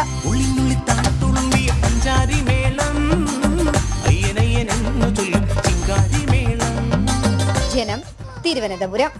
പുറത്താക്കപ്പെട്ട സിറിയൻ പ്രസിഡന്റ് ബഷർ അൽ അസദും കുടുംബവും റഷ്യയിൽ. റഷ്യൻ ഔദ്യോഗിക മാധ്യമം ഇക്കാര്യം സ്ഥിരീകരിച്ചു കഴിഞ്ഞു. ഇവർക്ക് റഷ്യ രാഷ്ട്രീയ അഭയം നൽകിയേക്കും എന്നുള്ളതാണ് റിപ്പോർട്ടുകൾ സൂചിപ്പിക്കുന്നത്. അതേസമയം ഡമാസ്കസിലെ പ്രധാന സുരക്ഷാ സമുച്ചയത്തിന് നേരെ ഇസ്രായേൽ വ്യോമാക്രമണം നടത്തുകയുണ്ടായി. സിറിയയുടെ നിയന്ത്രണം ഏറ്റെടുത്ത ഭീകരർ ഡമാസ്കസിൽ കർഫ്യൂവും പ്രഖ്യാപിച്ചു കഴിഞ്ഞു. അസദിന്റെ സ്വകാര്യ വസതി ജനങ്ങൾ കൊള്ളയടിച്ചു എന്നുള്ള വാർത്ത കൂടി വരുന്നു. എന്തായാലും അസദ് ഭരണകൂടത്തിന്റെ പതനം ചരിത്രപരമായ വീഴ്ചയെന്നാണ് US പ്രസിഡന്റ് ജോ ബൈഡൻ പ്രതികരിച്ചത്. പശ്ചിമേഷ്യയ്ക്ക് ഇത് ചരിത്ര ദിനമെന്നാണ് ഇസ്രായേൽ പ്രധാനമന്ത്രി ബെഞ്ചമിൻ നെതന്യാഹുവിൻ്റെ പ്രതികരണം. ഐസൻ ജോസഫ് വിവരങ്ങളുമായി ചേരുന്നു. ഐസൻ, ഈ ബഷർ അൽ അസാദിന് രാഷ്ട്രീയ അഭയം നൽകുമെന്ന വിവരം റഷ്യ ഔദ്യോഗികമായി പ്രഖ്യാപിച്ചോ? നിലവിൽ രാഷ്ട്രീയ അഭയം നൽകുമെന്ന ആ ഒരു നിലപാട് റഷ്യ ഔദ്യോഗികമായി ഇതുവരെ പ്രഖ്യാപിച്ചിട്ടില്ല. എന്നാൽ റഷ്യയിൽ മോസ്കോയിൽ അദ്ദേഹം എത്തിയിട്ടുണ്ട് എന്ന പ്രഖ്യാപനമാണ് ഇന്നലെ ഔദ്യോഗികമായി രാത്രി വൈകി നടന്നത് എന്നതാണ് യാഥാർത്ഥ്യം. നേരത്തെ ഞാൻ സൂചിപ്പിച്ചതുപോലെ ഇത്തരത്തിലൊരു രാഷ്ട്രീയ അഭയം നൽകാനുള്ള ഒരു പശ്ചാത്തലം ഉണ്ടായത് നമുക്ക് നേരത്തെ അറിയാവുന്നതാണ്. സിറിയയിലെ ഈ വിമത നീക്കങ്ങളെല്ലാം നടന്നതിനെ തുടർന്ന് അദ്ദേഹത്തിന് അവിടെ നിന്ന് രക്ഷപ്പെടേണ്ട സാഹചര്യം ഉണ്ടാവുകയും അവിടെ നിന്ന് വിമാനത്തിൽ മോസ്കോയിൽ എത്തുകയാണ് ഉണ്ടായത്. അതിനിടെ ചില അഭ്യൂഹങ്ങളൊക്കെ പ്രചരിച്ചു എങ്കിൽ കൂടി നിലവിൽ റഷ്യയിലുണ്ട്, മോസ്കോയിൽ അദ്ദേഹം എത്തിയിട്ടുണ്ട് എന്നാണ് റഷ്യ സ്ഥിരീകരിക്കുകയും ചെയ്യുന്നത്. റഷ്യ രാഷ്ട്രീയ അഭയം നൽകിയേക്കുമെന്ന സൂചന നേരത്തെ തന്നെ വന്നിരുന്നു. അത്തരത്തിൽ രാഷ്ട്രീയ അഭയം നൽകുന്നത് സംബന്ധിച്ച ഒരു ഔദ്യോഗിക പ്രഖ്യാപനമോ അല്ലെങ്കിൽ നൽകുമെന്ന ഒരു വാഗ്ദാനം ഔദ്യോഗികമായി അറിയിക്കുകയോ ചെയ്തിട്ടില്ല ഇതുവരെ. എങ്കിലും രാഷ്ട്രീയ അഭയം നൽകിയേക്കുമെന്ന സൂചനകൾ തന്നെയാണ് നിരീക്ഷകരെല്ലാം തന്നെ ചൂണ്ടിക്കാണിക്കുന്നത് എന്നതും ഒരു യാഥാർത്ഥ്യമാണ്. നേരത്തെ അതിന് സൂചിപ്പിച്ചതുപോലെ അന്താരാഷ്ട്ര തലത്തിൽ വിവിധ തരത്തിലുള്ള പ്രതികരണങ്ങളാണ് ഇത് സംബന്ധിച്ച് ഉണ്ടാകുന്നത്. നേരത്തെ സൂചിപ്പിച്ചതുപോലെ ഡൊണാൾഡ് ട്രംപിന്റെ പ്രതികരണം പുറത്തു വന്നിരുന്നു. നേരത്തെ തന്നെ ഡൊണാൾഡ് ട്രംപ് ഇക്കാര്യത്തിൽ അമേരിക്കയ്ക്കോ നിയുക്ത പ്രസിഡന്റിനോ ഇക്കാര്യത്തിൽ യാതൊന്നും ചെയ്യാനില്ല, അവരുടെ വിധി അവർ തന്നെ തീരുമാനിക്കട്ടെ എന്ന നിലപാടിലായിരുന്നു അറിയിച്ചിരുന്നത്. അതുപോലെ തന്നെ ബെഞ്ചമിൻ നെതന്യാഹുവിന്റെ ഭാഗത്തു നിന്നും ഇത്തരത്തിലൊരു നിലപാടുണ്ടായി. നമുക്കറിയാവുന്നതാണ്, ഹിസ്ബുള്ളയുടെ ആക്രമണത്തിന് വേണ്ടി ചില പിന്തുണകളെല്ലാം നൽകിയിരുന്ന ഒരു രാജ്യമായിരുന്നു സിറിയ എന്നൊരു യാഥാർത്ഥ്യം കൂടി നിലനിൽക്കുന്നുണ്ടായിരുന്നു. ഈ ഒരു പശ്ചാത്തലത്തിലാണ് ഗൊലാൻ കുന്നുകളിലൂടെ സിറിയൻ അതിർത്തിയിൽ, സിറിയൻ ബഫർ സോൺ എല്ലാം തന്നെ സിറിയയുടെ ഇസ്രായേൽ അതിർത്തിയിലെ ബഫർ സോണുകളിലേക്ക് കടന്നുകയറ്റം നടത്താനുള്ള ഒരു നീക്കം ഇസ്രായേലിന്റെ ഭാഗത്തു നിന്നുണ്ടാവുകയും അത് കർശനമായ ഒരു നീക്കത്തിലൂടെ അത്തരം നടപടികൾ മുന്നോട്ട് പോവുകയും ചെയ്തു. തീർച്ചയായും അതൊരു ചരിത്ര ദിനമെന്ന നിലപാട് ബെഞ്ചമിൻ നെതന്യാഹു പ്രഖ്യാപിക്കുകയും ചെയ്യുന്നുണ്ട്. നിലവിലെ സാഹചര്യത്തിൽ സിറിയയിലെ സംഭവ വികാസങ്ങൾ ഏറെ കടുക്കുകയാണ്. ഡമാസ്കസ് പൂർണ്ണമായും നിയന്ത്രണത്തിലായി കഴിഞ്ഞു. അലിപ്പോ നഗരവും ഹോം നഗരവും അതുപോലെ തന്നെ ഹമ നഗരവും പിടിച്ചെടുത്തു കഴിഞ്ഞു. വീണ്ടും പ്രധാനപ്പെട്ട നഗരങ്ങളിലെല്ലാം തന്നെ അധികാരം പിടിച്ചെടുക്കുന്നതിനുള്ള നീക്കങ്ങൾ പുരോഗമിക്കുന്നു എന്ന വിവരങ്ങളാണ് പുറത്തു വരുന്നത്. അതുപോലെ തന്നെ ഏറെ പ്രാധാന്യത്തോടെ കാണേണ്ട മറ്റൊരു വിഷയം, സിറിയയിലെ ഈ ആഭ്യന്തര വിഷയം ലോകരാഷ്ട്രങ്ങൾ ഒന്നും തന്നെ അത്ര ഗൗരവതരമായി എടുക്കുന്നില്ല. ഒരു പുതിയ സംവിധാനം വരുന്നതിന് വേണ്ടി നേരത്തെ അറിയിച്ചതുപോലെ സിറിയൻ പ്രധാനമന്ത്രി ഒരു പുതിയ സംവിധാനം, തെരഞ്ഞെടുക്കപ്പെട്ട സംവിധാനം വരുന്നതിനെ കാത്തിരിക്കുന്നു എന്ന രീതിയിലുള്ള നിലപാടുകളെല്ലാമാണ് അറിയിച്ചത്. തെരഞ്ഞെടുക്കപ്പെട്ട ഒരു സംവിധാനം വരികയാണെങ്കിൽ വിമതരോ അല്ലെങ്കിൽ ആരായാലും അധികാരം ആരിൽ എത്തുന്നുവോ അദ്ദേഹം ആ അധികാരത്തിലെത്തുന്നവരുമായി സഹകരിക്കാൻ തയ്യാറാണെന്ന നിലപാടാണ് പ്രധാനമന്ത്രി അറിയിച്ചത്. ഈ ഒരു പശ്ചാത്തലത്തിൽ തന്നെയാണ് നിലവിലെ സിറിയയിലെ സംഭവ വികാസങ്ങൾ പുരോഗമിക്കുകയും ചെയ്യുന്നത്. സിറിയയിൽ അടിയന്തരമായ തെരഞ്ഞെടുപ്പ് വേണമെന്നാണ് സിറിയയിലെ നിലവിലെ പ്രധാനമന്ത്രിയുടെ നിലപാട്. ഐസൻ സൂചിപ്പിച്ചതുപോലെ തന്നെ വിമതർ സിറിയ പിടിച്ചടക്കിയപ്പോൾ തന്നെ പ്രധാനമന്ത്രി അത്തരം നിലപാട് സ്വീകരിച്ചിരുന്നു. ജനങ്ങൾ തീരുമാനിക്കുന്ന സർക്കാരുമായി സഹകരിക്കുമെന്നുള്ള ഉറപ്പാണ് പ്രധാനമന്ത്രിയുടെ ഭാഗത്തു നിന്നും ഉണ്ടായത്. എന്തായാലും സിറിയ ഭീകരരുടെ കയ്യിലേക്ക് പൂർണ്ണമായും നീങ്ങുമ്പോൾ അതിലെ മറ്റ് രാഷ്ട്രീയ ചലനങ്ങൾ എങ്ങനെ നമുക്ക് വിലയിരുത്താം ഐസൻ? പ്രത്യേകിച്ച് ബഷർ അൽ അസദിന് റഷ്യ രാഷ്ട്രീയ അഭയം കൂടി കൊടുക്കുകയാണെങ്കിൽ വീണ്ടും ഈ വിഷയത്തിൽ ഏതെങ്കിലും രീതിയിലുള്ള ഒരു ചേരിപ്പോര് ലോകരാഷ്ട്രങ്ങൾക്കിടയിൽ സംജാതമാകാനുള്ള സാധ്യത കാണുന്നുണ്ടോ? രോഹിണി, നിലവിലെ സാഹചര്യത്തിൽ ലോകരാഷ്ട്രങ്ങളുടെ പ്രതികരണങ്ങൾ പരിശോധിക്കുമ്പോൾ ലോകരാഷ്ട്രങ്ങൾ അമേരിക്കയായാലും അതുപോലെ തന്നെ മറ്റു രാജ്യങ്ങളായാലും റഷ്യയായാലും അതുപോലെ തന്നെ പശ്ചിമേഷ്യൻ രാജ്യങ്ങളുടെ നിലപാടുകളായാലും പരിശോധിക്കുമ്പോൾ രണ്ട് ചേരികളായി തിരിയാനുള്ള ഒരു സാധ്യതയില്ല എന്ന് തന്നെയാണ് മനസ്സിലാക്കാൻ സാധിക്കുന്നത്. നേരത്തെ നമുക്കറിയാവുന്നതാണ്, അറബ് രാജ്യങ്ങളും റഷ്യയും ചേർന്ന് സംയുക്തമായൊരു പ്രസ്താവന പുറപ്പെടുവിച്ചിരുന്നു. സിറിയയിലെ പ്രശ്നങ്ങൾ അതീവ ഗുരുതരമാണ്, അതിൽ പരിഹാരം കാണേണ്ടതുണ്ട് എന്ന നിലപാട് പ്രഖ്യാപിച്ചിരുന്നു. അതേസമയം തന്നെ അതിനു മുൻപ് തന്നെ അന്റോണിയോ ഗുട്ടറസിന്റെ ഏറ്റവും സുപ്രധാനമായ ഒരു പ്രസ്താവന അല്ലെങ്കിൽ ഒരു ഔദ്യോഗികമായ വീഡിയോ ചാനലിലൂടെ അദ്ദേഹത്തിന്റെ ഒരു പ്രസ്താവന പുറത്തു വന്നിരുന്നു. അതിൽ വളരെ കൃത്യമായി അദ്ദേഹം പറഞ്ഞത് സിറിയയിൽ 15 വർഷത്തോളമായി തുടരുന്ന ഇത്തരം പ്രശ്നങ്ങൾ പരിഹരിക്കേണ്ടതുണ്ട്, ഇത് പരിഹരിക്കാതിരിക്കാനുള്ള സാഹചര്യം ഇനിയില്ല, അത് കൊണ്ടുപോകാനാവില്ല എന്ന നിലപാടാണ് അറിയിച്ചത്. ലക്ഷക്കണക്കിന് മനുഷ്യർ മരിക്കുകയും നിരവധി പേർക്ക് ഗുരുതരമായി പരിക്കേൽക്കുകയും അതുപോലെ തന്നെ സ്വത്തുക്കൾക്ക് നാശനഷ്ടം ഉണ്ടാവുകയും ചെയ്തൊരു പശ്ചാത്തലത്തിൽ ഇത്തരത്തിലൊരു സംഭവ വികാസം പശ്ചിമേഷ്യയിൽ തുടരാൻ അനുവദിക്കാനാവില്ല എന്ന നിലപാട് കൃത്യമായി പറഞ്ഞത് യുണൈറ്റഡ് നേഷൻ മാത്രമാണ്, യുണൈറ്റഡ് നേഷൻ സെക്രട്ടറി ജനറൽ മാത്രമാണ്. മറ്റുള്ളവർ അതിനെ അനുബന്ധമായ മറുപടികൾ പറഞ്ഞുവെങ്കിലും ഒരു നടപടിയിലേക്ക് നീങ്ങുന്ന രീതിയിലുള്ള പ്രതികരണങ്ങൾ മറ്റു രാജ്യങ്ങളുടെ ഭാഗത്തു നിന്നുണ്ടായില്ല എന്നതാണ് ഒരു യാഥാർത്ഥ്യം. മാത്രമല്ല, ഈ സംഭവം ഉണ്ടായതിനു ശേഷം, അതായത് നേരത്തെ നമുക്കറിയാവുന്നതാണ്, തെരഞ്ഞെടുക്കപ്പെടുന്ന സർക്കാരുകൾക്ക് സ്വതന്ത്രാധികാരത്തോടെ പ്രവർത്തിക്കുന്നതിനുള്ള അനുമതി നൽകുക എന്നതാണ് UN-ന്റെ അല്ലെങ്കിൽ ഐക്യരാഷ്ട്രസഭയുടെ പ്രകാരമുള്ള അടിസ്ഥാന നയം. ആ നയത്തിന്റെ ഭാഗമായി ഇത്തരത്തിലുള്ള പ്രശ്നങ്ങൾ ഉണ്ടാകുമ്പോൾ തെരഞ്ഞെടുപ്പിലേക്ക് നീങ്ങണമെന്ന ഒരു നിലപാട് രാജ്യത്തിന്റെ ഭാഗത്തു നിന്ന് ഏതെങ്കിലും ഭാഗത്തു നിന്ന് ഉണ്ടാകുന്ന ഒരു സാഹചര്യം കൂടി ഉണ്ടായപ്പോഴാണ് റഷ്യ ആക്രമണം പോലും നിർത്തിവെച്ചത് എന്നതാണ് ഏറെ ഗൗരവം അർഹിക്കുന്ന ഒരു വിഷയം. ആദ്യത്തെ ദിവസം അലിപ്പോ നഗരത്തിൽ 27-28 ദിവസങ്ങളിൽ അലിപ്പോ നഗരത്തിൽ ആക്രമണം ഉണ്ടായപ്പോൾ റഷ്യയുടെ വ്യോമസേനയുടെ പ്രതികരണം ഉണ്ടായെങ്കിൽ കൂടി പിന്നീട് അങ്ങോട്ട് ഇത്രയും ദിവസങ്ങളായി റഷ്യയുടെ ഭാഗത്തു നിന്ന് കാര്യമായ ഇടപെടൽ ഉണ്ടായില്ല എന്നതാണ് ഏറെ ഗൗരവം അർഹിക്കുന്ന ഒരു വിഷയം. എന്നാൽ ഇസ്രായേലിനെ സംബന്ധിച്ചിടത്തോളം സിറിയ ഒരു വെല്ലുവിളിയായി നിലനിൽക്കുന്ന ഒരു രാജ്യം കൂടിയാണ്. അതുകൊണ്ട് തന്നെ ആ രാജ്യത്തിൽ നിന്നും തങ്ങളുടെ രാജ്യത്തെ സുരക്ഷിതമാക്കുന്നതിന് വേണ്ടിയുള്ള ചില നീക്കങ്ങൾ അവരുടെ ഭാഗത്തു നിന്നുണ്ടായി എന്നതും ഒരു യാഥാർത്ഥ്യമാണ്. അത്തരത്തിലുള്ള ഒരു വിഷയം കുറെ കൂടി പ്രാദേശികമായി തന്നെ എന്ന് പറയാവുന്ന അല്ലെങ്കിൽ ഒരു മേഖലയിൽ കൂടുതലായി കോൺസെൻട്രേറ്റ് ചെയ്യുന്ന വിഷയങ്ങൾ ഉണ്ടാകാമെങ്കിലും ലോകരാഷ്ട്രങ്ങളുടെ ഇടപെടലുകളിൽ വലിയ ചലനങ്ങൾ ഉണ്ടാക്കാനുള്ള സാധ്യത നിലവിൽ കാണാനില്ല. നമുക്ക് ഫ്രാൻസിലേക്ക് പോകാം. അവിടെയും രാഷ്ട്രീയ അനിശ്ചിതത്വമാണല്ലോ. എന്തായാലും പുതിയ ഫ്രഞ്ച് പ്രധാനമന്ത്രി ആരാണെന്ന് ഇന്ന് അറിയാനാകുമെന്നാണ് പ്രതീക്ഷിക്കുന്നത്. പ്രസിഡന്റ് ഇമ്മാനുവൽ മാക്രൺ ഇത് സംബന്ധിച്ച പ്രഖ്യാപനം നടത്തുമെന്നാണ് റിപ്പോർട്ടുകൾ. അവിശ്വാസത്തെ തുടർന്ന് മിഷേൽ ബേർണിയർ രാജിവെച്ചിരുന്നതാണ് ഈ പ്രതിസന്ധിക്ക് കാരണമായത്. വോട്ടെടുപ്പില്ലാതെ ബജറ്റ് പാസ്സാക്കാനുള്ള നീക്കമാണ് ഈ പ്രധാനമന്ത്രിയുടെ അവിശ്വാസത്തിലേക്കും പിന്നീട് രാജിയിലേക്കുമൊക്കെ വഴിവെച്ചതും. തീവ്ര വലതുപക്ഷവും ഇടതുപക്ഷവും ഒരുമിച്ച് ചേർന്നായിരുന്നു അന്ന് ആ അവിശ്വാസ നീക്കവും നടത്തിയത്. ഐസൻ ജോസ് തന്നെയാണ് ഈ വാർത്തയുടെ വിവരങ്ങളും നൽകുക. ഐസൻ, ഇന്ന് പ്രഖ്യാപിക്കുമോ പുതിയ പ്രധാനമന്ത്രി ആരെന്നറിയാനാകുമോ ഫ്രഞ്ച് ജനതയ്ക്ക്? തീർച്ചയായും ഇന്ന് ഫ്രഞ്ച് ജനതയുടെ പുതിയ പ്രധാനമന്ത്രി ആരെന്ന് പ്രഖ്യാപിക്കാനുള്ള സാധ്യത വളരെയധികം കൂടുതലാണ് എന്നാണ് രാഷ്ട്രീയ നിരീക്ഷകരെല്ലാം തന്നെ, അന്താരാഷ്ട്ര നിരീക്ഷകരെല്ലാം തന്നെ ചൂണ്ടിക്കാണിക്കുന്നത്. അത്തരത്തിലൊരു സൂചന പ്രസിഡന്റിന്റെ ഭാഗത്ത് നിന്ന് നേരത്തെ ഉണ്ടാവുകയും ചെയ്തു. അദ്ദേഹം ഔദ്യോഗികമായി രാജ്യത്തെ അഭിസംബോധന ചെയ്ത വേളയിലും ഈ നേരത്തെ മിഷേൽ ബേണിയറെ പുറത്താക്കിയതിനു ശേഷം, മിഷേൽ ബേണിയർ രാജിവെക്കേണ്ടി വന്നതിന് ശേഷം നടത്തിയ രാജ്യത്തോടുള്ള അഭിസംബോധനയിൽ വളരെ കൃത്യമായി ഫ്രാൻസിന്റെ പ്രസിഡന്റ് ഇക്കാര്യം പറയുകയും ചെയ്തിരുന്നു. അത് പറഞ്ഞതിന് പിന്നാലെയാണ് ഇപ്പോൾ ഈ ദിവസം എത്തിയിരിക്കുന്നത്. മിക്കവാറും ഇന്ന് തന്നെ പ്രഖ്യാപനം നടക്കുമെന്ന സൂചനകളാണ് പുറത്തു വരുന്നത്. നേരത്തെ നമുക്കറിയാവുന്നതാണ്, അതിന് സൂചിപ്പിച്ചതുപോലെ ഫ്രഞ്ച് ഭരണഘടനയുടെ 49-ാം അനുച്ഛേദ പ്രകാരം വോട്ടെടുപ്പില്ലാതെ സർക്കാരിനെ ബജറ്റ് പാസ്സാക്കുന്നതിനുള്ള അനുമതി നൽകുന്ന ചില വകുപ്പുകളുണ്ട്. അത്തരം വകുപ്പുകൾ പ്രകാരം ബജറ്റ് ബിൽ പാസ്സാക്കുന്നതിനുള്ള ഒരു നീക്കമാണ് മിഷേൽ ബേണിയർ നടത്തിയത്. എന്നാൽ നീക്കത്തെ തീവ്ര വലതുപക്ഷത്തെയും അതുപോലെ തന്നെ ഇടതുപക്ഷത്തെയും ഒരേപോലെ എതിർപ്പ് പ്രകോപിപ്പിക്കുകയായിരുന്നു. ഈ പ്രകോപനത്തിന് പിന്നാലെയാണ് അവിശ്വാസ പ്രമേയം വരുന്നതും. ചരിത്രത്തിലാദ്യമായി, അതായത് അവിശ്വാസ പ്രമേയം ചർച്ച ചെയ്യുന്ന ചരിത്രത്തിലാദ്യമായി വലിയൊരു ഭൂരിപക്ഷത്തോടെ അവിശ്വാസ പ്രമേയം പാസ്സാകുകയും ചെയ്തു. ഓർക്കണം, 1962 ശേഷം അവിശ്വാസത്തിലൂടെ പുറത്താകുന്ന ഒരു പ്രധാനമന്ത്രി ഫ്രാൻസിലുണ്ടായി എന്നതാണ് ഈ പ്രശ്നത്തിന്റെ ഏറ്റവും ചരിത്രപരവും ഗൗരവതരവുമായ ഒരു കാര്യം. അതുപോലെ തന്നെ വളരെ ചുരുങ്ങിയ കാലം മാത്രമാണ് അദ്ദേഹത്തിന് അധികാരത്തിൽ തുടരാനും കഴിഞ്ഞത്. തീർച്ചയായും അത് വലിയൊരു രാഷ്ട്രീയ അനിശ്ചിതത്വത്തിലേക്കാണ് നീങ്ങുന്നത്. ഈ ഒരു പശ്ചാത്തലത്തിൽ സൗദി അറേബ്യൻ സന്ദർശനത്തിന് ശേഷം തിരിച്ചെത്തിയ ഇമ്മാനുവൽ മാക്രോൺ കൃത്യമായി പറഞ്ഞിരുന്നത് ബജറ്റ് പാസ്സാക്കാനുള്ള നീക്കങ്ങൾ നടത്തുമെന്നാണ്. ഒരു ഭരണ പ്രതിസന്ധിയിലേക്ക് നീങ്ങുന്ന കാര്യങ്ങൾ ഒഴിവാക്കുന്നതിനുള്ള നടപടികൾ ഉണ്ടാകുമെന്നാണ്. അതിനെ ഏത് രീതിയിൽ പ്രതിപക്ഷ പാർട്ടികൾ സഹകരിക്കും, ഒരു തൂക്ക് പാർലമെന്റായി നിലനിൽക്കുന്ന ഫ്രഞ്ച് പാർലമെന്റിൽ പ്രതിപക്ഷ കക്ഷികളുടെ പ്രതികരണം ഏത് രീതിയിൽ ഉണ്ടാകുമെന്നതാണ് ഏറെ ഗൗരവമർഹിക്കുന്ന ഒരു വിഷയം. അതുകൊണ്ട് തന്നെ ഫ്രഞ്ച് പാർലമെന്റിലെ ഈ പ്രതിപക്ഷ കക്ഷികളുടെ നിലപാടിനെ സ്വാധീനിക്കുന്ന, അല്ലെങ്കിൽ അതിനെ കുറെ കൂടി കൺസെൻസസോടുകൂടിയും നീക്കങ്ങൾ നടത്താവുന്ന ഒരു വ്യക്തിയായിരിക്കും പ്രധാനമന്ത്രിയായി എത്തുക എന്നതാണ് ഇപ്പോൾ പ്രാഥമികമായി നമുക്ക് ലഭ്യമാകുന്ന സൂചന. 1-2 പേരുടെ ചില ചുരുക്കപ്പട്ടികകളെല്ലാം പറഞ്ഞു കേൾക്കുന്നുണ്ട് എങ്കിൽ കൂടി ഇത് സംബന്ധിച്ച സ്ഥിരീകരണം ഔദ്യോഗികമായി എവിടെ നിന്നും നമുക്ക് ലഭ്യമായിട്ടില്ല. എങ്കിലും ഇന്ന് പ്രഖ്യാപനം നടക്കുമെന്ന ഒരു അന്തിമ നിലപാടിലേക്ക് ഫ്രഞ്ച് പ്രസിഡന്റ് എത്തിയിട്ടുണ്ട് എന്ന് തന്നെയാണ് പ്രതീക്ഷിക്കുന്നത്. മഹാരാഷ്ട്ര നിയമസഭയിൽ പ്രതിപക്ഷ നേതൃസ്ഥാനം ആവശ്യപ്പെട്ട മഹാവികാസ് അഘാഡി മുഖ്യമന്ത്രി ദേവേന്ദ്ര ഫട്നാവിസുമായുള്ള കൂടിക്കാഴ്ചയിലാണ് ഇക്കാര്യം ആവശ്യപ്പെട്ടത്. എന്നാൽ പ്രതിപക്ഷ പാർട്ടികൾക്കൊന്നും 10% അംഗങ്ങൾ ഇല്ലാത്ത പശ്ചാത്തലത്തിൽ ഈ നിയമസഭയിൽ പ്രതിപക്ഷ നേതാവ് ഉണ്ടാകില്ല. ഗൗതം അനന്തനാരായണൻ ചേരുന്നു.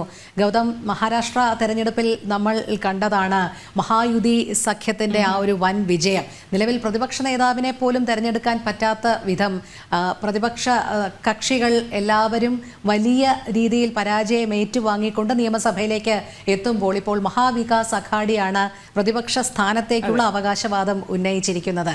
ഗൗതം, കൂടുതൽ വിവരങ്ങൾ.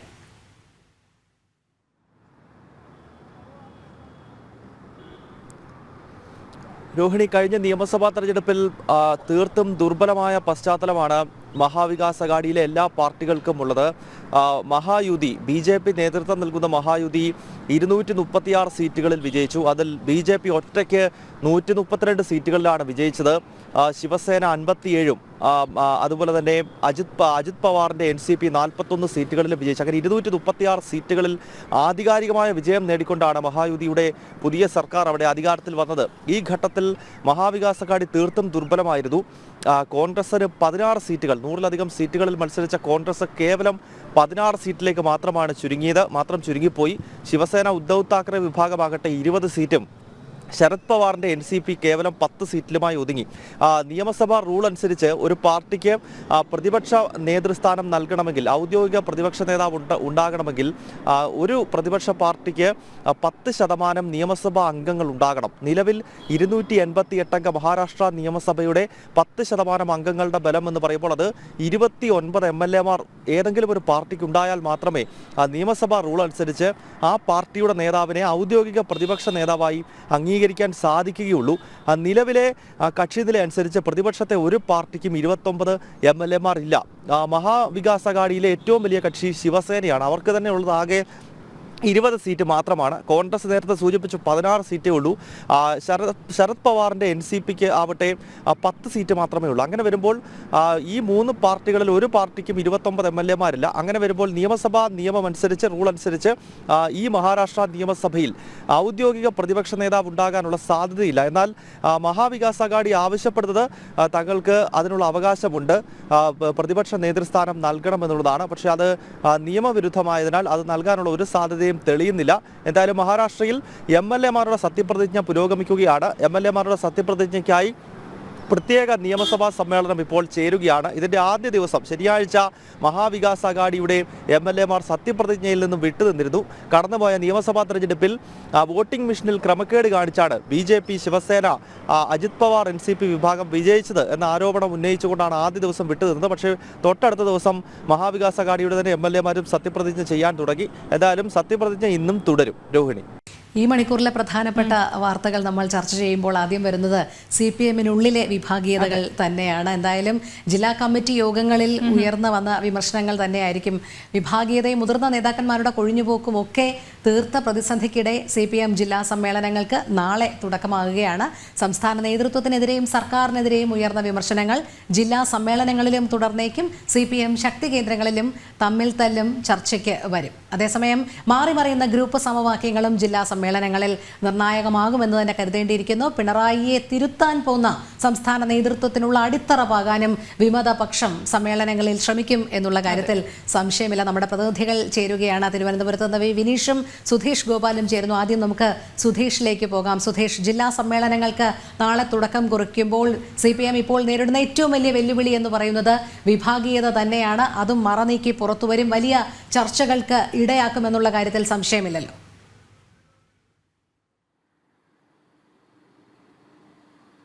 രോഹിണി, CPM ഇന്ന് നേരിടുന്ന ഏറ്റവും വലിയ വെല്ലുവിളി പാർട്ടിക്കുള്ളിലെ ആശയപരമായ ദൗർബല്യങ്ങളും അപജയവുമാണ്. അതുകൊണ്ട് തന്നെ അത് ശക്തമായ വിഭാഗീയതയിലേക്ക് നയിച്ചു എന്ന് നമുക്ക് വിലയിരുത്തേണ്ടി വരും. ആ വിഭാഗീയത അധികാരം നേടുന്നതിന് വേണ്ടിയുള്ള വിഭാഗീയതയായി ഇന്ന് CPM-ൽ മാറിയിരിക്കും. മുൻകാലങ്ങളിലൊക്കെ ആശയപരമായ തർക്കങ്ങളായിരുന്നു ഉണ്ടായിരുന്നെങ്കിൽ ഇന്ന് തീർത്തും അധികാരം പങ്കിടുന്നതുമായി ബന്ധപ്പെട്ട തർക്കങ്ങളാണ് വിഭാഗീയതയുടെ അടിസ്ഥാനം. അതിൽ ഏറ്റവും പ്രധാനമായും പിണറായിയുടെ പിൻഗാമി ആരെന്നതിനെ ചൊല്ലിയുള്ള തർക്കം ഇന്ന് CPM-നുള്ളിൽ അതിരൂക്ഷമാണ്. അതിൻ്റെ പേരിൽ രണ്ട് ചേരിയായി മാറുമ്പോൾ അതിൽ ഗ്രൂപ്പ് സമവാക്യങ്ങളും മാറുന്ന ഒരു ഘട്ടമാണ് ഇപ്പോൾ നിലനിൽക്കുന്നത്. ഏരിയ സമ്മേളനങ്ങളോടെയാണ് അതിൽ വലിയ ഗ്രൂപ്പ് സമവാക്യങ്ങളിൽ വലിയ മാറ്റങ്ങൾ ഉണ്ടായി തുടങ്ങുന്നത്. അത്തരത്തിൽ സമ്മേളനം മുന്നോട്ട് പോകുമ്പോൾ ഓരോ ജില്ലാ സമ്മേളനത്തിലും ശക്തമായ വെല്ലുവിളി പാർട്ടി സമ്മേളനം നടത്തി അത് സുഗമമായി പൂർത്തിയാക്കുന്നതിനുണ്ടാകും എന്ന് തന്നെ നമുക്ക് വിലയിരുത്താം. അതോടൊപ്പം തന്നെയാണ് പറഞ്ഞതുപോലെ തന്നെ പാർട്ടി ഇപ്പോൾ സർക്കാരിൻ്റെ നിലപാടുകളുമായി ബന്ധപ്പെട്ട് സർക്കാരിനെതിരെയുള്ള വിമർശനങ്ങളുമായി ബന്ധപ്പെട്ട് നേതാക്കളുടെ സമീപനങ്ങളുമായി ബന്ധപ്പെട്ട് എല്ലാമുള്ള വിമർശനങ്ങൾ സമ്മേളനങ്ങളിൽ ഉയരും. അതോടൊപ്പം തന്നെയാണ് മുഹമ്മദ് റിയാസിനെ വളർത്തിക്കൊണ്ടുവരുന്നതിൽ ശക്തമായ എതിർപ്പുമായി വലിയ ഒരു ചേരി, ഒരു രണ്ടാം നിര CPM-ൽ ശക്തമായി ഔദ്യോഗിക പക്ഷത്തിലെ പിണറായി പക്ഷത്തിന് എതിരായി നിലനിൽക്കുന്നുണ്ട്. ഇതിൽ ആടി ഉലഞ്ഞാണ് സംസ്ഥാന സെക്രട്ടറി MV ഗോവിന്ദൻ്റെ നിപ്പെന്നാണ് നമുക്ക് വിലയിരുത്തേണ്ടി വരുന്നത്. അതിൽ ഏത് പക്ഷം മേൽക്കൈ നേടുമോ ആ പക്ഷത്തിനൊപ്പം നിലപാടുറപ്പിക്കാനുള്ള ഒരു സമീപനത്തിലേക്ക് MV ഗോവിന്ദൻ പോകും. പ്രത്യക്ഷത്തിൽ ഈ സമ്മേളനങ്ങൾ തുടങ്ങുന്ന ഘട്ടത്തിൽ പിണറായിയെ എതിർത്തുകൊണ്ട് മുന്നോട്ട് പോകുന്നതിൻ്റെ ഒരു പരീക്ഷണം നടത്തിയെങ്കിലും അത് വലിയ വെല്ലുവിളിയാവുമെന്ന തിരിച്ചറിവാണ് ഉണ്ടായത്. പിണറായി പരസ്യമായി വാർത്താ സമ്മേളനങ്ങൾ നടത്തിക്കൊണ്ട് അൻവറിനെ വെച്ചുള്ള യുദ്ധത്തിന് തടയിടാൻ ആദ്യം തന്നെ അതിൽ പിണറായിക്ക് വിജയിക്കാൻ കഴിഞ്ഞു എന്നതും അതോടൊപ്പം തന്നെ പാർട്ടി ജനറൽ സെക്രട്ടറി സ്ഥാനത്തേക്ക് ആ ചാർജ് കൊടുക്കാൻ MA ബേബിയുടെ പേര് മുന്നോട്ട് വരുമ്പോൾ അതിനെ ചേർത്തുകൊണ്ട് പ്രകാശ് കാരാട്ടിന് അതിൻ്റെ കോർഡിനേഷൻ്റെ ചുമതല നൽകിക്കൊണ്ടും ആ കാര്യത്തിലും വിജയിക്കാൻ പിണറായിക്കായിട്ടുണ്ട്. എന്നാൽ ഇനി ജില്ലാ സമ്മേളനങ്ങളിലേക്ക് കടക്കുമ്പോൾ അത് സംസ്ഥാന സമ്മേളന പ്രതികളെ തെരഞ്ഞെടുക്കുമ്പോൾ അത് ഒരു മാറ്റത്തിന് വേണ്ടിയുള്ള ശ്രമത്തിന് വലിയ രീതിയിലുള്ള നീക്കം KN ബാലഗോപാൽ ആയാലും P രാജീവ് ആയാലും രാജേഷ് ആയാലും ഇത്തരം ഒരു പുതിയ നിര, അതിൽ ഷംസീറുണ്ട്, ആ രീതിയിലുള്ള ഒരു നിര ശക്തമായ ശ്രമം നടത്തുമ്പോൾ അതിന് ചുക്കാൻ പിടിക്കാൻ MA ബേബി അടക്കമുള്ള മറ്റ് മുതിർന്ന നേതാക്കളും ഉണ്ടാകും. കഴിഞ്ഞ ദിവസം P ജയരാജൻ G സുധാകരനുമായി കൂടിക്കാഴ്ച നടത്തിയിരുന്നു. വളരെ അതൃപ്തനായി നിലനിൽക്കുന്ന, ഇല്ലെങ്കിൽ പാർട്ടിയുടെ സമീപനത്തിൽ ഒരു വേദനയോടെ കഴിയുന്ന ഒരു നേതാവാണ് G സുധാകരൻ നമുക്ക് വിലയിരുത്തേണ്ടി വരും. ആ ഘട്ടത്തിലാണ് P ജയരാജനെ പോലുള്ളവർ G സുധാകരനോട് അടുക്കാൻ ശ്രമിക്കുന്നത്. നേരത്തെ പിണറായിയുടെ വലങ്കയ്യായി നിന്ന ഒരു നേതാവ് കൂടിയാണ്, ഇല്ലെങ്കിൽ പാർട്ടി നിലപാടുകൾക്കൊപ്പം നിന്നിരുന്ന ഒരു നേതാവ് കൂടിയാണ് G സുധാകരൻ. എന്നാൽ G സുധാകരനെ പൂർണ്ണമായും ഒഴിവാക്കിക്കൊണ്ടാണ് ആലപ്പുഴയിലെ CPM മുന്നോട്ട് പോകുന്നത്. അവിടെ സജി ചെറിയാൻ പിണറായി വിശ്വസ്തനായി നിൽക്കുമ്പോൾ G സുധാകരന് മറ്റ് സ്വാധീനങ്ങൾ ഇല്ലെങ്കിൽ പോലും അതൊരു വലിയ ആവേശം ചില പ്രവർത്തകർക്കിടയിൽ ഇല്ലെങ്കിൽ നേതാക്കൾക്കിടയിൽ പങ്കുവെക്കാൻ ജി സുധാകരന് കഴിയും. അത്തരത്തിൽ തോമസ് ഐസക് അടക്കമുള്ള നേതാക്കളുണ്ട്. ആ രീതിയിലുള്ള തഴയപ്പെട്ട ഇല്ലെങ്കിൽ ഒതുക്കപ്പെട്ട നേതാക്കളുടെ ഒരു നിര CPM-നുള്ളിലുണ്ട്. അതിൽ തന്നെ കേന്ദ്ര കമ്മിറ്റി അംഗമാണ് തോമസ് ഐസക്. അപ്പോൾ അത്തരം നേതാക്കളുടെ എല്ലാ നിലപാടുകളും എല്ലാം ജില്ലാ സമ്മേളനങ്ങളിലടക്കം നിർണായക ഇടപെടലിലേക്ക് വരാൻ സാധ്യതയുണ്ട്. നമുക്കറിയാം, അമ്പലപ്പുഴ ഏരിയ സമ്മേളനത്തിൽ തന്നെ ഏരിയ സെക്രട്ടറിയെ തിരഞ്ഞെടുത്തത് പാർട്ടി ചട്ടങ്ങൾ മറികടന്നുകൊണ്ടാണ്.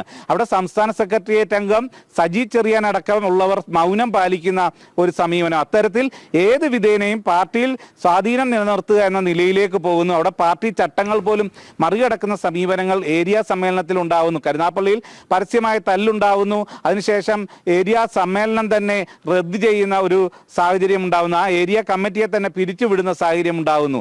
ഇതേ സാഹചര്യത്തിൽ തന്നെ എടുത്തു പറയേണ്ട മറ്റൊരു കാര്യം, കൃത്യമായ അഭിപ്രായം, ആശയപരമായ അഭിപ്രായം പറയുന്നവരെ മേൽഘടകങ്ങളിലേക്ക് കൊണ്ടുവരാതെ അതിനെ ചെറുക്കുന്ന സമീപനമാണ് ഇതുവരെ സമ്മേളനത്തിൽ നടന്നു വന്നിരുന്നത്. അതുകൊണ്ട് തന്നെ ഒരു ജില്ലാ സമ്മേളനത്തിലേക്ക് കടക്കുമ്പോൾ ആ സമ്മേളനത്തിൽ പ്രതിനിധികളായി എത്തുന്നവർ അവർ കൃത്യമായും ഈ ഒന്നുകിൽ പിണറായി പക്ഷത്തെ അനുകൂലിക്കുന്നവർ ഇല്ലെങ്കിൽ പിണറായി പക്ഷത്തെ എതിർക്കുന്നവർ അത്തരം ആൾക്കാർ മാത്രമാവും നിഷ്പക്ഷമായി പാർട്ടി സമ്മേളനത്തെ കണ്ട് പാർട്ടി സമ്മേളനത്തിൽ അഭിപ്രായം പറയുന്ന പ്രതിനിധികൾ വളരെ കുറവായിരിക്കും എന്നതാണ് ഇപ്രാവശ്യത്തെ സമ്മേളനത്തിൽ എടുത്തു പറയേണ്ട മറ്റൊരു കാര്യം. ആ രീതിയിലെല്ലാം പാർട്ടിയുടെ അപജയം തന്നെയാണ് ഏരിയ സമ്മേളനങ്ങളിലടക്കം പ്രകടമായത്. അതിന്റെ തുടർച്ച തന്നെയാവും ജില്ലാ സമ്മേളനത്തിലും ഉണ്ടാകുക എന്ന് നമുക്ക് അനുമാനിക്കേണ്ടി വരും. രോഹിണി. ശരി, സുധേഷ് ഗോപാലാണ് വിശദമായ വിവരങ്ങൾ നൽകിയത്. ഇനി മറ്റൊരു പ്രധാനപ്പെട്ട വാർത്തയിലേക്കാണ്. അത് ബ്രേക്കിംഗും കൂടിയാണ്. കാരണം സംസ്ഥാനത്തെ സർവകലാശാലകളിലും സ്പ്രിംഗ്ലർ മോഡൽ ഡേറ്റ തട്ടിപ്പ് നടന്നിരിക്കുന്നു എന്ന ഞെട്ടിപ്പിക്കുന്ന ഒരു വാർത്ത. കരിമ്പട്ടികയിൽപ്പെട്ട സോഫ്റ്റ്വെയർ കമ്പനിക്ക് 10 ലക്ഷം യൂണിവേഴ്സിറ്റി വിദ്യാർത്ഥികളുടെ ഡേറ്റ കൈമാറുന്നു എന്നതാണ്. UDF-ന്റെ കാലത്ത് ആരംഭിച്ച അസാപ്പ് എന്ന സ്ഥാപനത്തെ 2021 കമ്പനിയാക്കിയത് ഈ ഡേറ്റ തട്ടിപ്പിന് കളമൊരുക്കാൻ. അസാപ്പ് ഇടനിലക്കാരൻ ഡേറ്റ കൈമാറുന്നത് ടെൻഡർ പങ്കെടുക്കാത്ത MKCL-ന്. ശാലിനിയാണ് വാർത്തയുടെ വിവരങ്ങളുമായി ചേരുന്നത്. ശാലിനി, ആദ്യ വാർത്തയുടെ വിശദാംശങ്ങൾ.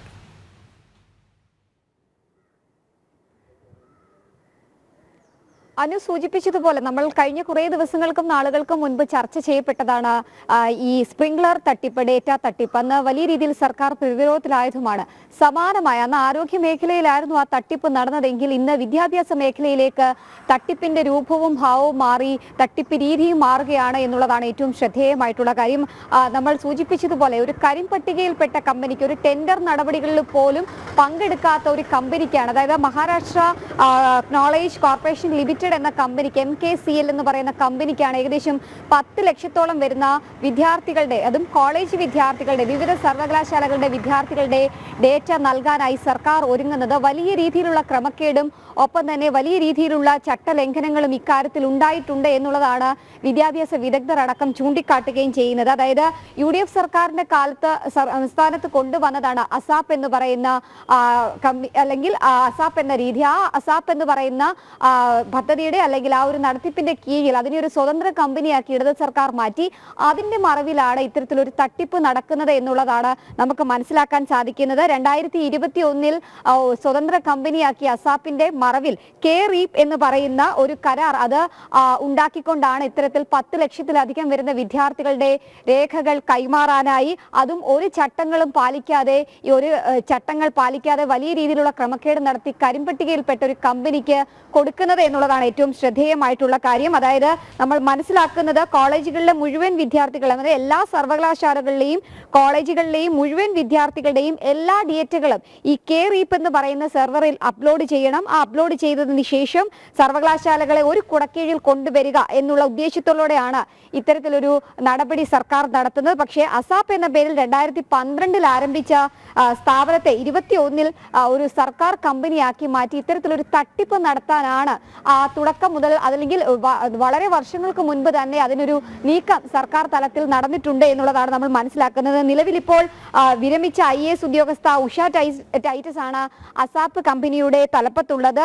ഈ ഒരു കരാറ് വരുന്നതോടുകൂടി വിദ്യാർത്ഥികളുടെ ഡേറ്റകൾ കൈവിട്ടു പോകും. ഒരുപക്ഷെ സംസ്ഥാന സർക്കാർ നടത്തുന്നത് വലിയ രീതിയിലുള്ള ഒരു ചട്ടലംഘനമാണ് എന്നുള്ളതാണ് നമുക്ക് മനസ്സിലാക്കാൻ സാധിക്കുന്നത്. മാത്രമല്ല ഈ അസാപ്പ് സോഫ്റ്റ്വെയർ തയ്യാറാക്കാനുള്ള യാതൊരു സംവിധാനങ്ങളും ഇല്ല എങ്കിലും അസാപ്പിനെ ഒരു കമ്പനിയാക്കി മാറ്റി സോഫ്റ്റ്വെയറിന്റെ ചുമതല ഏൽപ്പിച്ചതിൽ വലിയ രീതിയിലുള്ള ദുരൂഹതകളുണ്ട് എന്ന് തുടക്കം മുതൽ തന്നെ ഈ വിദ്യാഭ്യാസ മേഖലയിലുള്ളവരടക്കം ചൂണ്ടിക്കാട്ടിയതാണ്. അതെല്ലാം മറികടന്നുകൊണ്ടാണ് സർക്കാർ തന്നിഷ്ടത്തിന് ആരോഗ്യ മേഖലയിൽ നടത്തിയതിന് സമാനമായി, അതായത് സ്വകാര്യ വിവരങ്ങൾ അടക്കം വരുന്ന വിവരങ്ങൾ ഒരു കരിമ്പട്ടികയിൽപ്പെടുത്തിയ കമ്പനിക്ക് നൽകാനായി സർക്കാർ നീങ്ങുന്നത്. അത് മാത്രമല്ല, ഈ MKCL എന്ന് പറയുന്ന കമ്പനി കരിമ്പട്ടികയിൽ പെട്ടത് വലിയ രീതിയിലുള്ള ചട്ടലംഘനങ്ങളും ഒപ്പം തന്നെ ഇത്തരത്തിലുള്ള ക്രമവിരുദ്ധ നടപടികളും നടത്തിയതിന്റെ ഭാഗമായിട്ടാണ് മഹാരാഷ്ട്ര ദയവായി തുടരുക. ഒന്നിടപെടുകയാണ്. ഇപ്പോൾ സേവ് യൂണിവേഴ്സിറ്റി ക്യാമ്പയിൻ കമ്മിറ്റി അംഗം ശ്രീ RS ശശികുമാർ നമ്മോടൊപ്പം ചേരുന്നുണ്ട്. ശ്രീ RS ശശികുമാർ, കരിമ്പട്ടികയിൽപ്പെട്ട ഒരു കമ്പനിക്കാണ് ഇത്തരത്തിൽ 10 ലക്ഷം വിദ്യാർത്ഥികളുടെ ഡേറ്റ കൈമാറിയിരിക്കുന്നത്.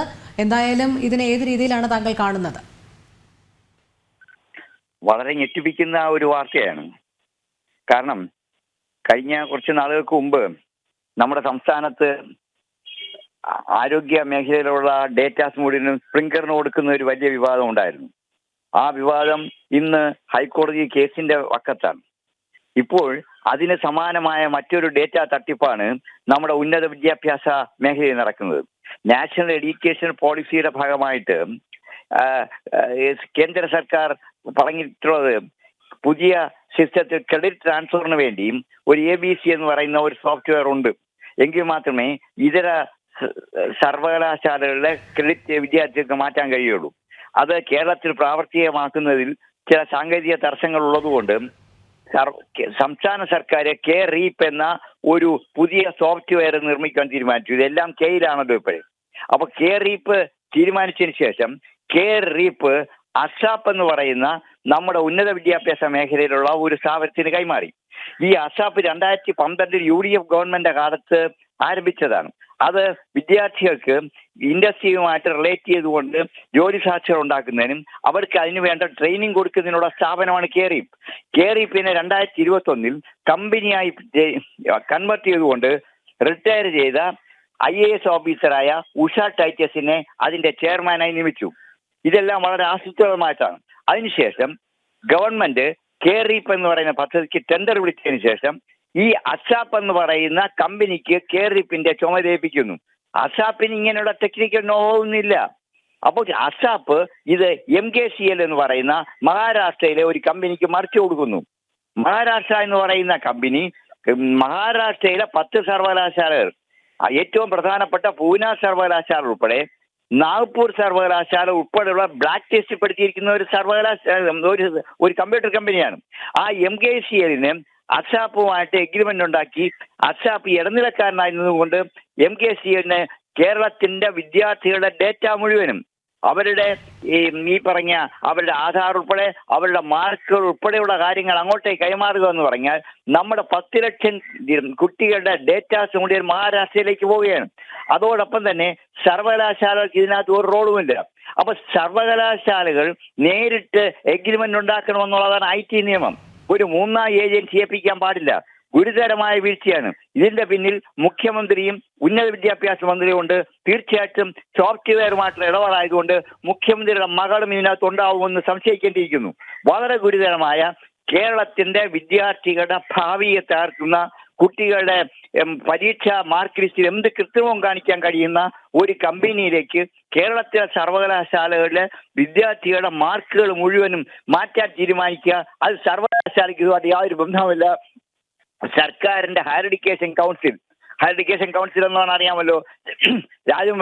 രാജൻ ഗുരുക്കൾ എന്ന് പറയുന്ന ഒരു ചെയർമാൻ, പാർട്ടിയുടെ ചെയർമാനാണ്. അദ്ദേഹവും അസാപ്പിൽ ഉഷ ടൈറ്റസും കൂടി ഇരുന്ന് ഈ ജോലി മുഴുവനും മഹാരാഷ്ട്രയിലെ കരിമ്പട്ടികയിൽപ്പെട്ട ഒരു ഏജൻസിക്ക് നൽകുക എന്ന് പറഞ്ഞാൽ വളരെ ഗുരുതരമായ ഇത് വിഷയമാണ്. ഇത് അടിയന്തരമായി ഇതിനെക്കുറിച്ച് അന്വേഷണം നടത്തണം. ഇതിൽ നിന്നും ഗവൺമെന്റ് പിന്നോട്ട് പോകണം. എന്തായാലും ഈ എഗ്രിമെന്റ് ടെൻഡർ വിളിച്ചപ്പോഴേക്കും സീഡിറ്റ് ഉൾപ്പെടെ അല്ലെങ്കിൽ ടാറ്റ കൺസൾട്ടൻസി, IIT മദ്രാസ് തുടങ്ങിയ സ്ഥാപനങ്ങളെല്ലാം ഉള്ളപ്പോഴാണ് യാതൊരു ഇൻഫ്രാസ്ട്രക്ചറും ഇല്ലാത്ത ഉഷ ടൈറ്റസിന്റെ നേതൃത്വത്തിലുള്ള അസാപ്പിന് ഈ പണി കൈമാറ്റം ചെയ്തു. അപ്പോൾ കേരളത്തില് ഈ 2021 അസാപ്പിനെ കമ്പനിയാക്കി മാറ്റിയെല്ലാം ഇതെല്ലാം ദൂരെ കൂട്ടിക്കൊണ്ടുകൊണ്ടാണ്. ഇതിനെക്കുറിച്ച് സമഗ്രമായ ഒരു അന്വേഷണം, വാസ്തവത്തിൽ ഇത് വളരെ ഗുരുതരമായ ഉന്നത തരത്തിലുള്ള CBIയുടെ അന്വേഷണം തന്നെ നടത്തേണ്ട കാര്യമാണ്.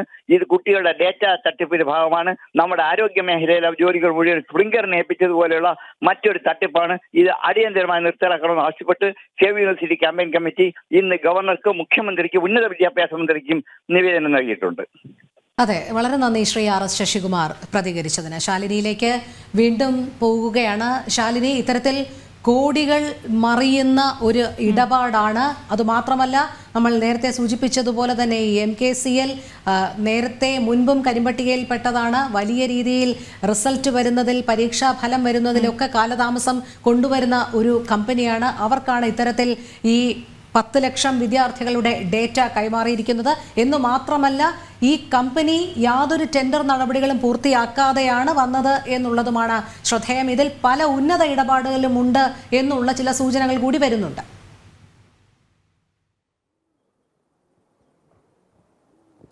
രോഹിണി, അത് തന്നെയാണ് പല ഘട്ടങ്ങളിലും സർക്കാർ പറയുന്നുണ്ട്, ഞങ്ങളുടെ കൈകൾ ശുദ്ധമാണ്, എല്ലാ രീതിയിലുള്ള നിയമങ്ങൾ പാലിച്ചുകൊണ്ട് തന്നെയാണ് പല കരാറുകളും സംസ്ഥാനത്ത് നടക്കുന്നത് എന്നുള്ളതാണ്. അതിൽ ഏറ്റവും ഒടുവിലായി വന്നിട്ടുള്ള ഈ MKCL എന്ന് പറയുന്ന ഈ കമ്പനിക്ക് ഒരു രീതിയിലും കരാറോ അല്ലെങ്കിൽ ടെൻഡർ നടപടികളിലോ പങ്കെടുക്കാതെയാണ് ഈ കമ്പനിക്ക് നേരിട്ട് സർക്കാർ ഇടപാടുകൾ നൽകുന്നത് എന്നുള്ളതാണ് ഏറ്റവും ശ്രദ്ധേയമായിട്ടുള്ള കാര്യം. നമ്മൾ ഈ ഒരു കമ്പനിയുടെ ചരിത്രം പരിശോധിക്കുകയാണെങ്കിൽ ഈ വിപുലമായ സോഫ്റ്റ്വെയർ സൊല്യൂഷൻ വികസിപ്പിക്കുന്നതിൽ വൈദഗ്ധ്യമില്ലാത്ത ഒരു കമ്പനിയാണ്. ഒപ്പം തന്നെ ഈ സോഫ്റ്റ്വെയർ പിഴവും ഒപ്പം തന്നെ നിലവാരമില്ലാത്ത സേവനവും കാരണം നാഗ്പൂർ സർവകലാശാല 2022 MKCLന്റെ സേവനം അവസാനിപ്പിച്ചതാണ്.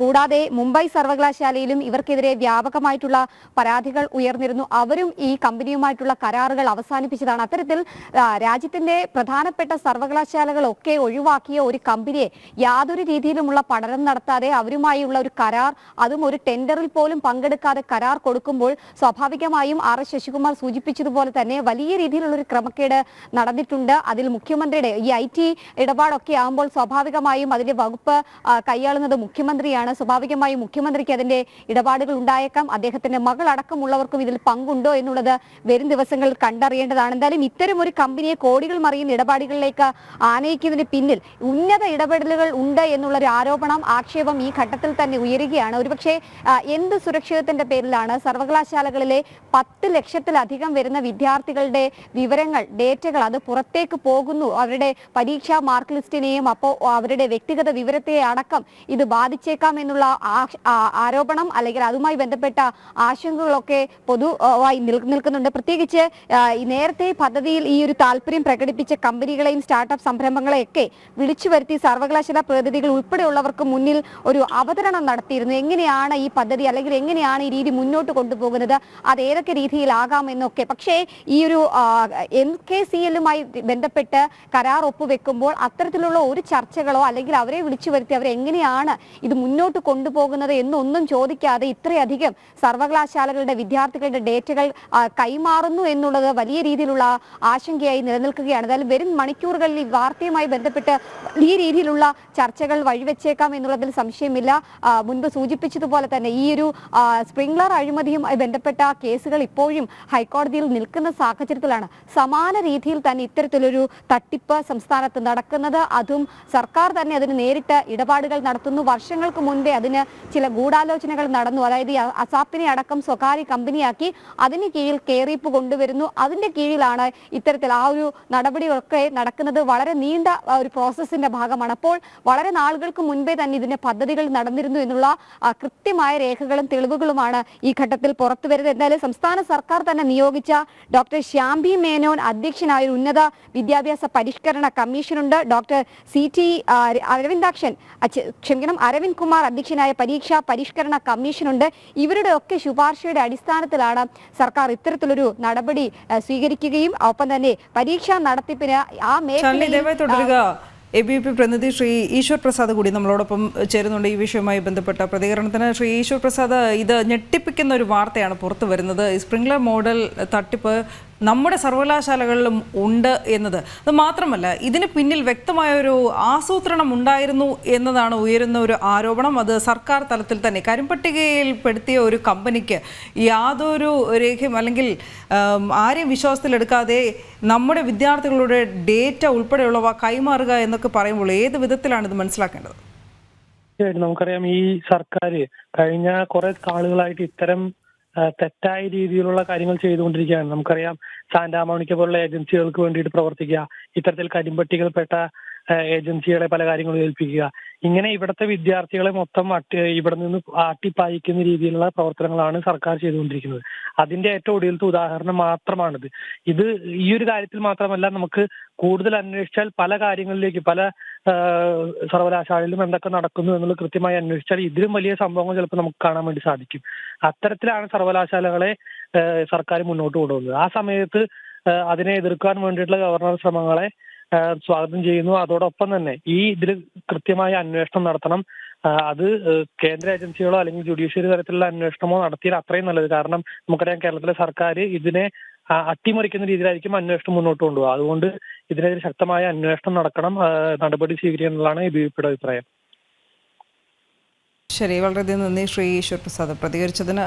ശാലിനി തുടരുകയാണ്. ശാലിനി, ഈ ഡേറ്റ കൈമാറ്റം, വിദ്യാർത്ഥികളുടെ ഡേറ്റ കൈമാറ്റം, അതും കരിമ്പട്ടികയിൽപ്പെടുത്തിയ ഒരു കമ്പനിക്ക് എന്നത് തന്നെ ഈ വാർത്തയെ വേറിട്ട് നിർത്തുന്നു. അത് മാത്രമല്ല, ഇതിൽ ആസൂത്രണ നീക്കം ഉണ്ടാകുന്നത് സർക്കാരിൻ്റെ നേരെയും അതോടൊപ്പം തന്നെ പ്രധാനമായും മുഖ്യമന്ത്രിയുടെയും ഉന്നത വിദ്യാഭ്യാസ മന്ത്രിയുടെയും ഒക്കെ നേരെയും വിരൽ ചൂണ്ടുന്നൊരവസ്ഥയും.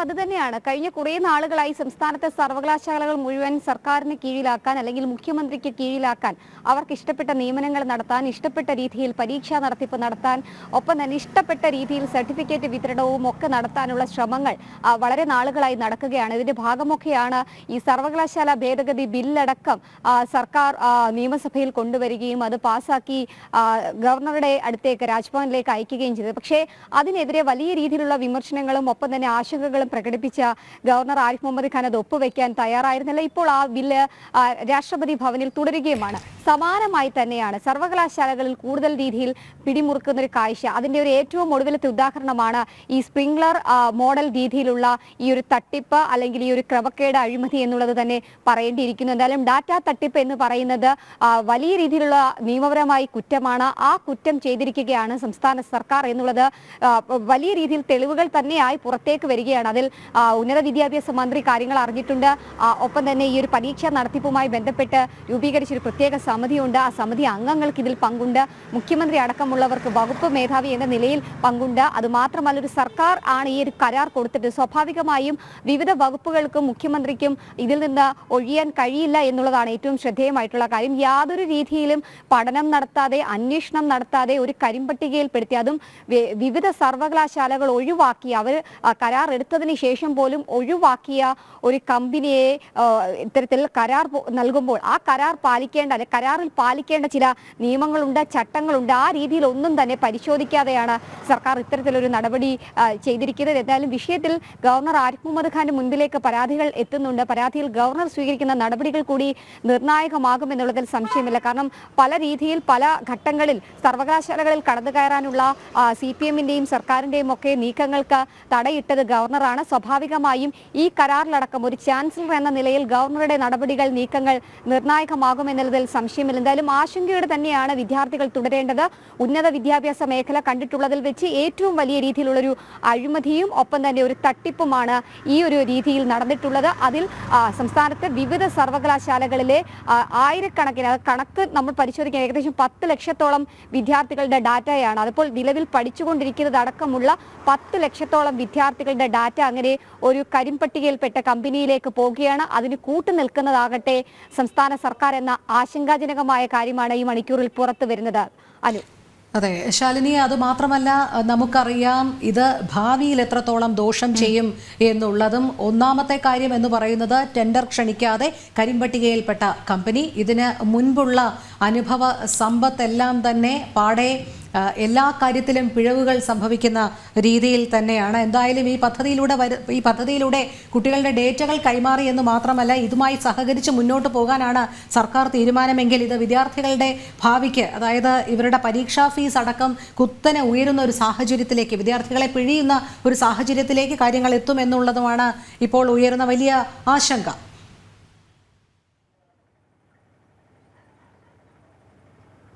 അതുതന്നെയാണ് രോഹിണി സൂചിപ്പിച്ചതുപോലെ തന്നെ പരീക്ഷാ നടത്തിപ്പ് പൂർണ്ണമായും ഈ ഒരു കമ്പനി ഏറ്റെടുക്കുമ്പോൾ സ്വാഭാവികമായും പരീക്ഷാ ഫീസ് നമ്മുടെ കൈകളിലേക്ക് നിൽക്കില്ല. ഇപ്പോൾ തന്നെ പല സർവകലാശാലകളും പരീക്ഷാ ഫീസ് കൂടുതലാണ് എന്ന ആക്ഷേപം ഉയർത്തിക്കൊണ്ട് വിദ്യാർത്ഥി സംഘടനകൾ പ്രതിഷേധങ്ങൾ സംഘടിപ്പിക്കുകയും അത് നമ്മൾ കണ്ടതുമാണ്. സ്വാഭാവികമായും സംസ്ഥാനത്തിന് പുറത്തു നിന്നുള്ള ഒരു കമ്പനിയിലേക്ക് ഈ കാര്യങ്ങൾ പോകുമ്പോൾ നിയന്ത്രണം പൂർണ്ണമായും അവരുടെ കൈകളിലായിരിക്കും.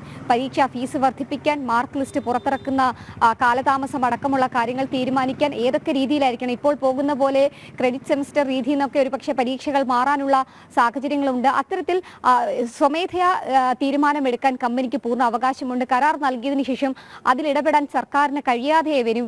അങ്ങനെയെങ്കിൽ ഈ വിദ്യാർത്ഥികളെ സംബന്ധിച്ചിടത്തോളം അത് വലിയ രീതിയിലുള്ള ആശങ്കയുണ്ടാക്കി. ഇപ്പോൾ തന്നെ പല സർവകലാശാലകളിലും VC-മാർ ഇല്ലാത്തത് ഇവരുടെ സർട്ടിഫിക്കറ്റുകൾ അടക്കം വിതരണം ചെയ്യുന്നതിലും ഉന്നതമായിട്ടുള്ള വിദ്യാഭ്യാസത്തിന് അല്ലെങ്കിൽ കോളേജ് കഴിഞ്ഞ് അടുത്ത തലത്തിലേക്ക് ബിരുദാനന്തര ബിരുദത്തിനും മറ്റുമൊക്കെ പോകുന്ന വിദ്യാർത്ഥികളുടെ സർട്ടിഫിക്കറ്റുകൾ വൈകുന്നതിലടക്കം ആശങ്കകൾ വിദ്യാർത്ഥികൾ പ്രകടിപ്പിക്കുന്നുണ്ട്. വിദ്യാർത്ഥി സംഘടനകൾ AVP അടക്കം അത് പ്രകടിപ്പിക്കുകയും ഗവർണർക്ക് മുൻപിലേക്ക് അത് പരാതിയുമായൊക്കെ ചെന്നിട്ടുണ്ട്. ആ ഘട്ടത്തിലാണ് അടിയന്തരമായി താൽക്കാലികമായിട്ടൊക്കെ പല സർവകലാശാലകളിലും ഗവർണർ താൽക്കാലിക VC-മാരെ നിയമിക്കുകയും ചെയ്തത്. ഈ ഘട്ടത്തിൽ ഇനിയൊരു സ്വകാര്യ കമ്പനിയിലേക്ക് അല്ലെങ്കിൽ മറ്റൊരു കമ്പനിയിലേക്ക് പോകുമ്പോൾ അത് പരീക്ഷാ ഫീസിനെ ബാധിച്ചേക്കാം. വലിയ രീതിയിൽ അത് വിദ്യാഭ്യാസ മേഖലയും ഒപ്പം തന്നെ ഉന്നത വിദ്യാഭ്യാസ മേഖലയെ തകിടം മറിക്കുന്ന രീതിയിലേക്ക് കാര്യങ്ങൾ പോകുമെന്നുള്ളതിൽ സംശയമില്ല. എന്നാലും ആശങ്കയോടെയാണ് ഓരോ വിദ്യാർത്ഥികളും ഇതിനെ കാണുന്നത്. അതേസമയം തന്നെ ഈ ഒരു നടപടി അല്ലെങ്കിൽ ഈ ഒരു കരാർ നൽകിയതിനു ശേഷം വിദ്യാഭ്യാസ മേഖലയിലെ വിദഗ്ധരടക്കമുള്ളവർ ഇതിൽ ആശങ്കകൾ അറിയിച്ചിരുന്നത് മാത്രമല്ല യൂണിവേഴ്സിറ്റിയിലെ ഉദ്യോഗസ്ഥരടക്കം ചില ഉദ്യോഗസ്ഥർക്കെങ്കിലും ഈ ആശങ്ക ഉണ്ടായിരുന്നു. അവരടക്കം ഈ ആശങ്ക സർവകലാശാലകളിലും ഒപ്പം തന്നെ ഉന്നത വിദ്യാഭ്യാസ വകുപ്പിലും ഈ ആശങ്ക പ്രകടിപ്പിച്ചു. പക്ഷെ അവരുടെ ഒന്നും ആശങ്കകൾ പരിഗണിക്കാതെയാണ് ഒരു കരിമ്പട്ടികയിൽപ്പെട്ട കമ്പനിയെ ഇത്രയധികം വലിയ ഒരു കരാർ നൽകിക്കൊണ്ട് അല്ലെങ്കിൽ ഇത്രയധികം വലിയ രീതിയിലുള്ള തട്ടിപ്പിന് മറയാക്കുന്നത് എന്നുള്ളതാണ്. അതിൽ സംസ്ഥാന സർക്കാരിന് കൃത്യമായും പങ്കുണ്ട് എന്നുള്ളതാണ് നമുക്ക് ഈ കരാറുമായി ബന്ധപ്പെട്ട ഡേറ്റകൾ വായിക്കുമ്പോൾ ഒപ്പം തന്നെ അതുമായി ബന്ധപ്പെട്ട ഡോക്യുമെന്റ്സ് കാണുമ്പോൾ മനസ്സിലാക്കുന്നത്. എന്തായാലും എന്തൊക്കെ രീതിയിൽ കൈകഴുകാൻ സർക്കാർ ശ്രമിച്ചാലും ഈ ഒരു വലിയ രീതിയിലുള്ള തട്ടിപ്പിൽ നിന്ന് അവർക്ക് ഊരാൻ കഴിയില്ല. എന്തായാലും വലിയ രീതിയിലുള്ള ഒരു അന്വേഷണം ഈ വിഷയവുമായി ബന്ധപ്പെട്ട് വേണം എന്നുള്ളൊരു ആവശ്യമാണ് ഈ ഘട്ടത്തിൽ ശക്തമാവുകയും ചെയ്യുന്നത്. ശരി, സംസ്ഥാനത്ത് സർവകലാശാലകൾ കേന്ദ്രീകരിച്ച് ഒരു ഏകജാലക സംവിധാനം ഒരുക്കാനായി കേറിപ്പ് പദ്ധതിക്ക് കളമൊരുങ്ങുന്നു. അതിനു വേണ്ടിയിട്ടാണ് ഇങ്ങനെ ഈ അസാപ്പ് കേരളയെ മുൻനിർത്തി കരിമ്പട്ടികയിൽപ്പെട്ട ഒരു സോഫ്റ്റ്വെയർ കമ്പനിക്ക് വിദ്യാർത്ഥികളുടെ ഡേറ്റ കൈമാറ്റം നടത്താനിരിക്കുന്നത്. ഇത് UDF-ന്റെ കാലത്ത് ആരംഭിച്ചതായിരുന്നു ഈ അസാപ്പ് എന്ന സ്ഥാപനം. അത് പിന്നീട് കമ്പനിയാക്കിയത് ഈ ഡേറ്റ തട്ടിപ്പിന് കളമൊരുക്കാൻ മാത്രമെന്നാണ് ഈ വാർത്തയിൽ നിന്ന് മനസ്സിലാക്കേണ്ടത്. അതായത് ഇതിന് പിന്നിൽ വ്യക്തമായ ആസൂത്രണം ഉണ്ടായിരുന്നു എന്ന ആരോപണം ശക്തമാവുകയാണ്.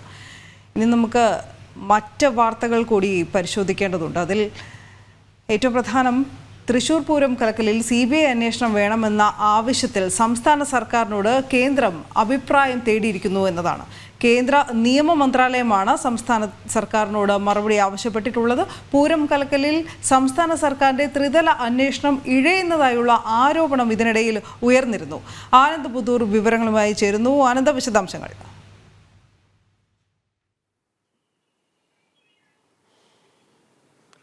അനു, ഇനി അടുത്ത തൃശ്ശൂർ പൂരത്തിന് ഏതാനും മാസങ്ങൾ മാത്രമാണ് അവശേഷിക്കുന്നത്.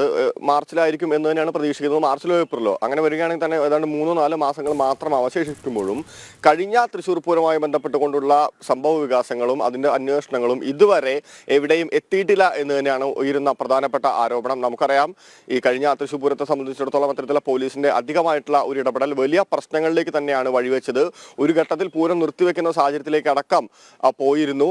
ഇതിനെ തുടർന്ന് തന്നെയാണ് ഇത്തരത്തിൽ പൂരം അലങ്കോലമാക്കിയത് മനഃപൂർവ്വമാണ്, ചില ഗൂഢാലോചന കൊണ്ട് പിന്നിൽ എന്നുള്ള ഒരു വാദവുമായി കൊണ്ട് പല ആളുകളും എത്തിയിരുന്നു. തിരുവമ്പാടിയും പാറമേക്കാവും ദേവസ്വം എത്തിയിരുന്നു, ഭക്തജനങ്ങൾ എത്തിയിരുന്നു, പൂരപ്രേമികൾ എത്തിയിരുന്നു. ആ ഒരു വിഷയം കത്തി നിൽക്കുന്ന സമയത്ത് തന്നെയാണ് അത്തരത്തിൽ അവിടുത്തെ ആ സമയത്തുള്ള പോലീസ് ഉദ്യോഗസ്ഥരടക്കം സ്ഥലം മാറ്റുന്ന ഒരു സ്ഥിതിയിലേക്ക് സർക്കാർ എത്തിയത്. പക്ഷേ വളരെ രസകരമായിട്ടുള്ള കാര്യം, ഈ സംസ്ഥാന മുഖ്യമന്ത്രി കഴിഞ്ഞ ദിവസം, അതായത് ഒരു 3 മാസങ്ങൾക്ക് മുമ്പ് പറഞ്ഞു പൂരത്തിന് യാതൊരു പ്രശ്നവും സംഭവിച്ചിട്ടില്ല, പൂരത്തിന്റെ വെടിക്കെട്ട് അല്പസമയം വൈകുക മാത്രമാണ് ചെയ്തതെന്നുള്ളൊരു വാദവുമായി മുന്നോട്ട് വന്നിരുന്നു. പക്ഷേ അതേ സമയത്ത് തന്നെയാണ് ആഭ്യന്തര വകുപ്പ് പോലീസ് ഉദ്യോഗസ്ഥർ പൂരം കലക്കലുമായി ബന്ധപ്പെട്ടുകൊണ്ട് ചില ആളുകൾക്കെതിരെ പേരെടുക്കാതെ എഫ്ഐആർ ഇട്ട ഒരു സാഹചര്യം ഉണ്ടായിരുന്നു. അപ്പോൾ ഈ ആഭ്യന്തര വകുപ്പും മുഖ്യമന്ത്രിയും രണ്ട് തട്ടിലാവുന്ന ഒരു കാഴ്ച ഈ വിഷയത്തിൽ നമ്മൾ കണ്ടതാണ്. അപ്പോൾ പൂരം കലങ്ങി എന്നുള്ള ഒരു ഉറച്ച നിലപാടിൽ തന്നെയാണ് ദേവസ്വങ്ങൾ നിൽക്കുന്നത്. അതിനെ തുടർന്ന് തന്നെയാണ് അത്തരത്തിലൊരു ത്രിതല അന്വേഷണത്തിന് സർക്കാർ ഉത്തരവിട്ടിരുന്നു. ആ ത്രിതല അന്വേഷണ സംഘം മൊഴികളെല്ലാം രേഖപ്പെടുത്തിയിരുന്നു. തിരുവമ്പാടിയുടെ മൊഴികൾ രേഖപ്പെടുത്തി, ആ സമയത്തുണ്ടായിരുന്ന ആരോഗ്യ പ്രവർത്തകരെ എല്ലാം മൊഴികൾ രേഖപ്പെടുത്തി. പക്ഷേ ഈ മൊഴികളെല്ലാം പോലീസിന് പ്രതികൂലമായിട്ടുള്ള ഒരു മൊഴികളായിരുന്നു. എങ്കിലും ഈ അന്വേഷണം വേണ്ട വിധത്തിൽ പുരോഗമിക്കുന്നില്ല. ആരാണ് ഇതിന്റെ യഥാർത്ഥ കുറ്റക്കാരൻ എന്നുള്ള ഒരു ചോദ്യത്തിന് ഇപ്പോഴും പൂർണ്ണമായും ഉത്തരം നൽകാൻ സംസ്ഥാന സർക്കാരിന് സാധിച്ചിട്ടില്ല. ഇതിനിടയിലാണ് പരാതിയുമായി കേന്ദ്രത്തെ ആളുകൾ സമീപിക്കുന്നത്. CBI അന്വേഷണം വേണമെന്നുള്ള ഒരു ആവശ്യം തന്നെയാണ് കേന്ദ്രത്തിന് മുൻപാകെ വന്നത്. ഇത് സാധാരണക്കാർ മാത്രമല്ല, തിരുവമ്പാടി പാറമേക്കാവ് ദേവസ്വങ്ങൾ ഇത്തരത്തിലുള്ള ആവശ്യം ഉന്നയിച്ചുകൊണ്ട്, അതായത് ഈ പൂരം കലക്കലിൽ ഉന്നത ഉദ്യോഗസ്ഥർക്കെതിരെ CBI അന്വേഷണം വേണമെന്നുള്ള ആവശ്യം ഉന്നയിച്ചുകൊണ്ട് മുഖ്യമന്ത്രിക്ക് നേരത്തെ നിവേദനം നൽകിയിരുന്നു. കേന്ദ്രമന്ത്രി സുരേഷ് ഗോപി പൊതുവേദിയിൽ ഇത്തരത്തിലുള്ള ആവശ്യം ഉന്നയിച്ചിരുന്നു. അതായത് ആരാണ് പൂരം കലക്കിയതെന്ന് പുറത്തു വരണമെങ്കിൽ CBI വരണം എന്ന് തന്നെയാണ് സുരേഷ് ഗോപിയും ആവശ്യപ്പെട്ടത്. എന്തായാലും ഇപ്പോൾ ആ വിഷയവുമായി ബന്ധപ്പെട്ടുകൊണ്ട് കേന്ദ്രം സംസ്ഥാന സർക്കാരിനോട് നിലപാട് ആരാഞ്ഞിട്ടുണ്ട്. അതായത് ഈ വിഷയത്തിൽ CBI അന്വേഷണം വേണമോ വേണ്ടയോ എന്നുള്ള ഒരു നിലപാട് ആരാഞ്ഞിട്ടുണ്ട്.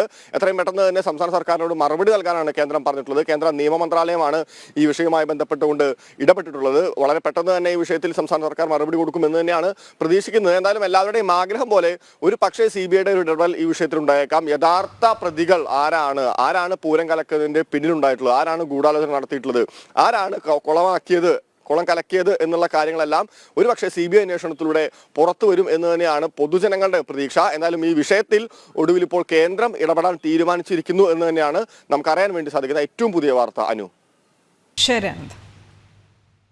സ്മാർട്ട് സിറ്റി പദ്ധതിയിൽ ടീകോമിന്റെ വീഴ്ചകൾ വ്യക്തമായിട്ടും നഷ്ടപരിഹാര നീക്കങ്ങളുമായി സർക്കാർ മുന്നോട്ട്.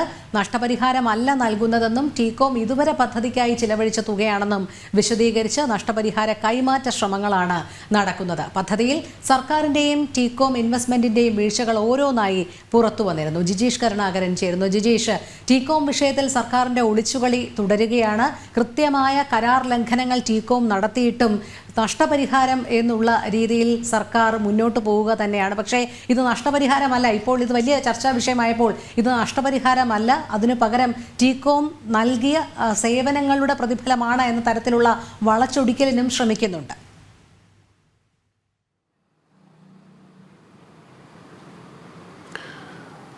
രോനി, ഇക്കാര്യത്തിൽ സർക്കാരിന്റെ ഭാഗത്തു നിന്ന് എല്ലാ ഘട്ടത്തിലും ടീകോമിനെ സഹായിക്കാനുള്ള അല്ലെങ്കിൽ ടീകോമിനെ സംരക്ഷിച്ചുകൊണ്ട് മുന്നോട്ട് പോവുക, അവർക്ക് അങ്ങോട്ട് കൂടുതൽ പണം നൽകാനുള്ള ഒരു സംവിധാനം എന്ന രീതിയിൽ മാത്രമാണ് എല്ലാ കരാറുകളെയും സർക്കാർ കണ്ടിട്ടുള്ളത്. അങ്ങനെയാണ് ഈ നഷ്ടപരിഹാര നീക്കം സാധാരണ നിലയിൽ ഈ കരാറിൽ നിന്ന് പിന്മാറുന്നതും കരാറുമായി താല്പര്യമില്ലാതെ മുന്നോട്ട് പോകാത്തതും പറഞ്ഞ സമയത്തിനുള്ളിൽ സമയബന്ധിതമായി കരാർ പറഞ്ഞ പ്രകാരം പദ്ധതി പൂർത്തിയാക്കാത്തതും ടീകോമാണ്. എന്നാൽ അങ്ങനെയുള്ള ടീകോമിന് നഷ്ടപരിഹാരം നൽകാനുള്ള ഒരു നീക്കം അത് വലിയ തോതിൽ വിമർശനങ്ങൾക്ക് ഇടയാക്കിയിരുന്നു. ആ സാഹചര്യത്തിലാണ് സംസ്ഥാന സർക്കാരും സംസ്ഥാന മന്ത്രിസഭാ അംഗങ്ങളും എല്ലാം തന്നെ അതിൽ ന്യായീകരണവുമായി രംഗത്ത് വന്നിരിക്കുന്നത്. പി രാജീവ് അടക്കമുള്ള മന്ത്രിമാർ പറയുന്നത് തങ്ങൾ നഷ്ടപരിഹാരമല്ല ടീകോമിന് നൽകുന്നത്, പകരം അവർ തുടക്കത്തിൽ മുടക്കിയ പണം തിരികെ നൽകണം. അത് അല്ലെങ്കിൽ പിന്നീട് നിയമക്കുരുക്കുകളിലേക്ക് ആർബിട്രേഷൻ നടപടികളിലേക്കെല്ലാം തന്നെ കടന്നു കഴിഞ്ഞാൽ പദ്ധതി നീണ്ടുപോകുന്ന സാഹചര്യം ഉണ്ടാകുമെന്നെല്ലാം വിശദീകരിച്ചുകൊണ്ടാണ് ഇത്തരത്തിൽ ടീകോമിന് പണം നൽകുന്നത്. എന്നാൽ ടീകോം അവരുടെ കരാറിൽ നിന്ന് പൂർണ്ണമായും തന്നെ പിന്മാറുകയായിരുന്നു.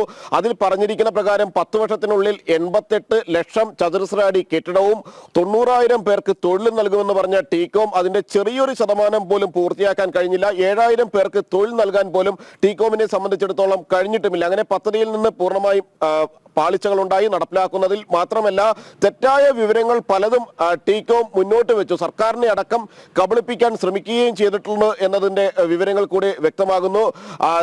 അതിന് ഗ്രീൻ ട്രിബ്യൂണൽ അംഗീകാരമുണ്ട്, പരിസ്ഥിതി സൗഹൃദപരമായാണ് അതിന്റെ നിർമ്മാണങ്ങൾ പൂർത്തിയാക്കുക എന്നെല്ലാം പറഞ്ഞുകൊണ്ട് ലീഡ് അംഗീകാരമുണ്ട് എന്ന് തെറ്റായി പ്രചരിപ്പിക്കുകയായിരുന്നു ടീകോം ചെയ്തിരുന്നത്. എന്നാൽ പിന്നീട് വിവരാവകാശ നിയമപ്രകാരം ചില ആളുകൾ ഇതിൽ വിശദാംശങ്ങൾ തേടിയ ഘട്ടത്തിൽ മാത്രമാണ് അങ്ങനെ ഒരു അംഗീകാരം, പരിസ്ഥിതി സൗഹൃദ അംഗീകാരം ലഭിച്ചിട്ടില്ല ടീകോമിന് എന്ന കാര്യം വ്യക്തമാകുന്നത്. അത് KSIDC വ്യക്തമാക്കിയിട്ടുണ്ട്. ഒപ്പം തന്നെ ടീകോമും ഇക്കാര്യം പിന്നീട് സമ്മതിക്കേണ്ടി വന്നു, ടീകോമിന് സമ്മതിക്കേണ്ടി വന്നു. സ്മാർട്ട് സിറ്റിയുടെ രേഖകളിൽ നിന്നടക്കം, സൈറ്റുകളിൽ നിന്നടക്കം പിന്നീട് ഇത് പിൻവലിക്കേണ്ടി വന്നു. അങ്ങനെ എല്ലാ ഘട്ടത്തിലും സർക്കാരിനെ തെറ്റിദ്ധരിപ്പിക്കാൻ ഒരു ഭാഗത്ത് നിന്ന് ശ്രമിക്കുന്നു, മറുഭാഗത്ത് സമയബന്ധിതമായി പദ്ധതി പൂർത്തിയാക്കുന്നില്ല. സർക്കാരിന്റെ കൂടി വീഴ്ച ഇക്കാര്യത്തിൽ വ്യക്തവുമാണ്. കാരണം സർക്കാരാണ് ഈ ഒരു കരാർ ഒപ്പിടുമ്പോൾ അത് എത്ര നാളുകൾക്കുള്ളിൽ പൂർത്തിയാക്കും എന്നത് സംബന്ധിച്ച് പരസ്പര ധാരണയിലെത്തേണ്ടത്. എന്നാൽ 10 വർഷത്തിന്റെ ഒരു ധാരണാപത്രം പോലും ഒപ്പുവെച്ചില്ല. 2007 ഒപ്പിട്ട കരാറിൽ 2022 പൂർത്തിയാക്കണമെന്നൊരു നിർദ്ദേശം പോലും നൽകാൻ സർക്കാരിന് കഴിഞ്ഞുമില്ല. സ്വാഭാവികമായും ഇത് കേസ് നടപടികളിലേക്ക് പോവുകയാണെങ്കിൽ, നിയമ നടപടികളിലേക്ക് പോവുകയാണെങ്കിൽ ടീകോമിന് വാദിക്കാൻ കഴിയും. അങ്ങനെ ഒരു സമയപരിധി നിശ്ചയിച്ചിട്ടില്ല. അതുകൊണ്ട് തന്നെ തങ്ങളുടെ ഭാഗത്തു നിന്ന് വീഴ്ച ഉണ്ടായിട്ടില്ല.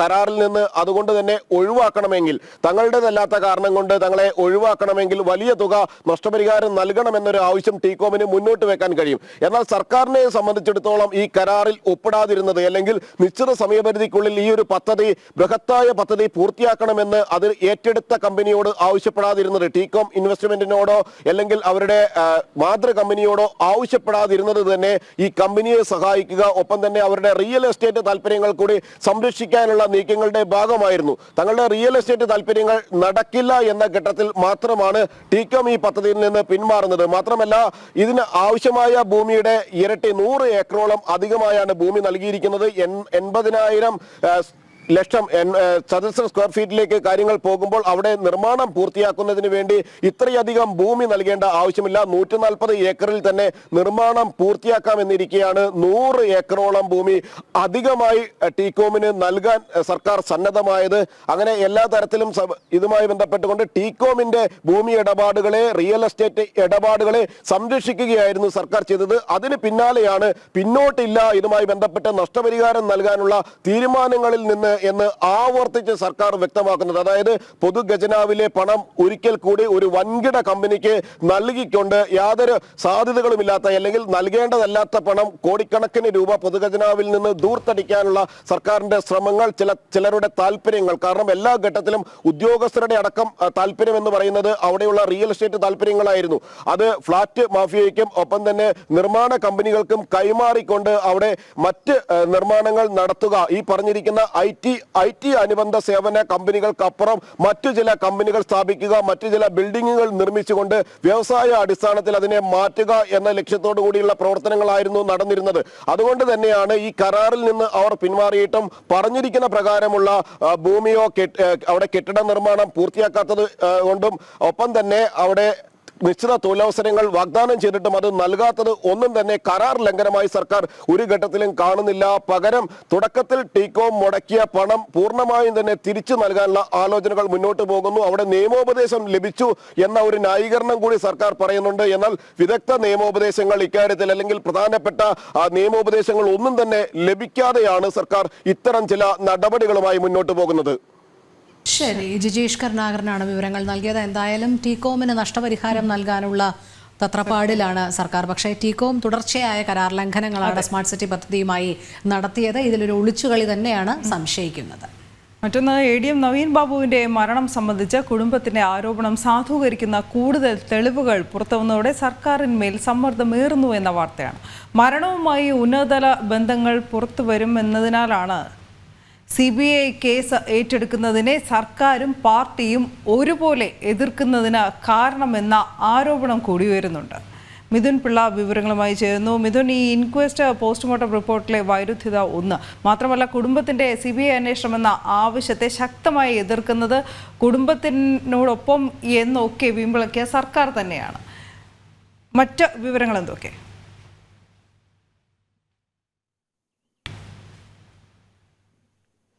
കഴിഞ്ഞ ദിവസമാണ് നമ്മുടെ ചാനൽ ചർച്ച, ജനം ടി വിയുടെ ചാനൽ ചർച്ചയിൽ തന്നെയാണ് ഈ കുടുംബത്തിന്റെ ഈ ADM നവീൻ ബാബുവിന്റെ ബന്ധു തന്നെയാണ് ഈ ഒരു കേസുമായി ബന്ധപ്പെട്ട സുപ്രധാന വിവരം പുറത്തു പറയുന്നൊരു സാഹചര്യം ഉണ്ടായത്. അതായത് ഇൻക്വസ്റ്റ് റിപ്പോർട്ടിൽ ADM നവീൻ ബാബുവിന്റെ അടിവസ്ത്രത്തിൽ രക്തക്കറ കണ്ടെത്തി എന്നൊരു കാര്യം. എന്നാൽ പോസ്റ്റ്മോർട്ടം റിപ്പോർട്ടുമായി ബന്ധപ്പെട്ട പ്രാഥമിക പരിശോധനയിൽ ഈ കാര്യങ്ങളൊന്നും മെൻഷൻ ചെയ്തിരുന്നില്ല. അതുതന്നെയാണ് സംശയം കൂടുതൽ ഉയർത്തുന്നൊരു സാഹചര്യം ഉണ്ടായത്. കാരണം ഈ ഇൻക്വസ്റ്റ് റിപ്പോർട്ടിൽ കണ്ടെത്തിയ കാര്യങ്ങൾ എന്തുകൊണ്ട് പോസ്റ്റ്മോർട്ടം റിപ്പോർട്ടിന് മുന്നോടിയായുള്ള പ്രാഥമിക പരിശോധനയിൽ കണ്ടെത്തിയില്ല എന്നൊരു ചോദ്യം തന്നെയാണ് ഉയരുന്നത്. അതുതന്നെയാണ് ഈ വൈരുദ്ധ്യം തന്നെയാണ് ഈ കേസുമായി ബന്ധപ്പെട്ട ഒരു പ്രധാന ചോദ്യമായി ഉയരുകയും ചെയ്യുന്നത്.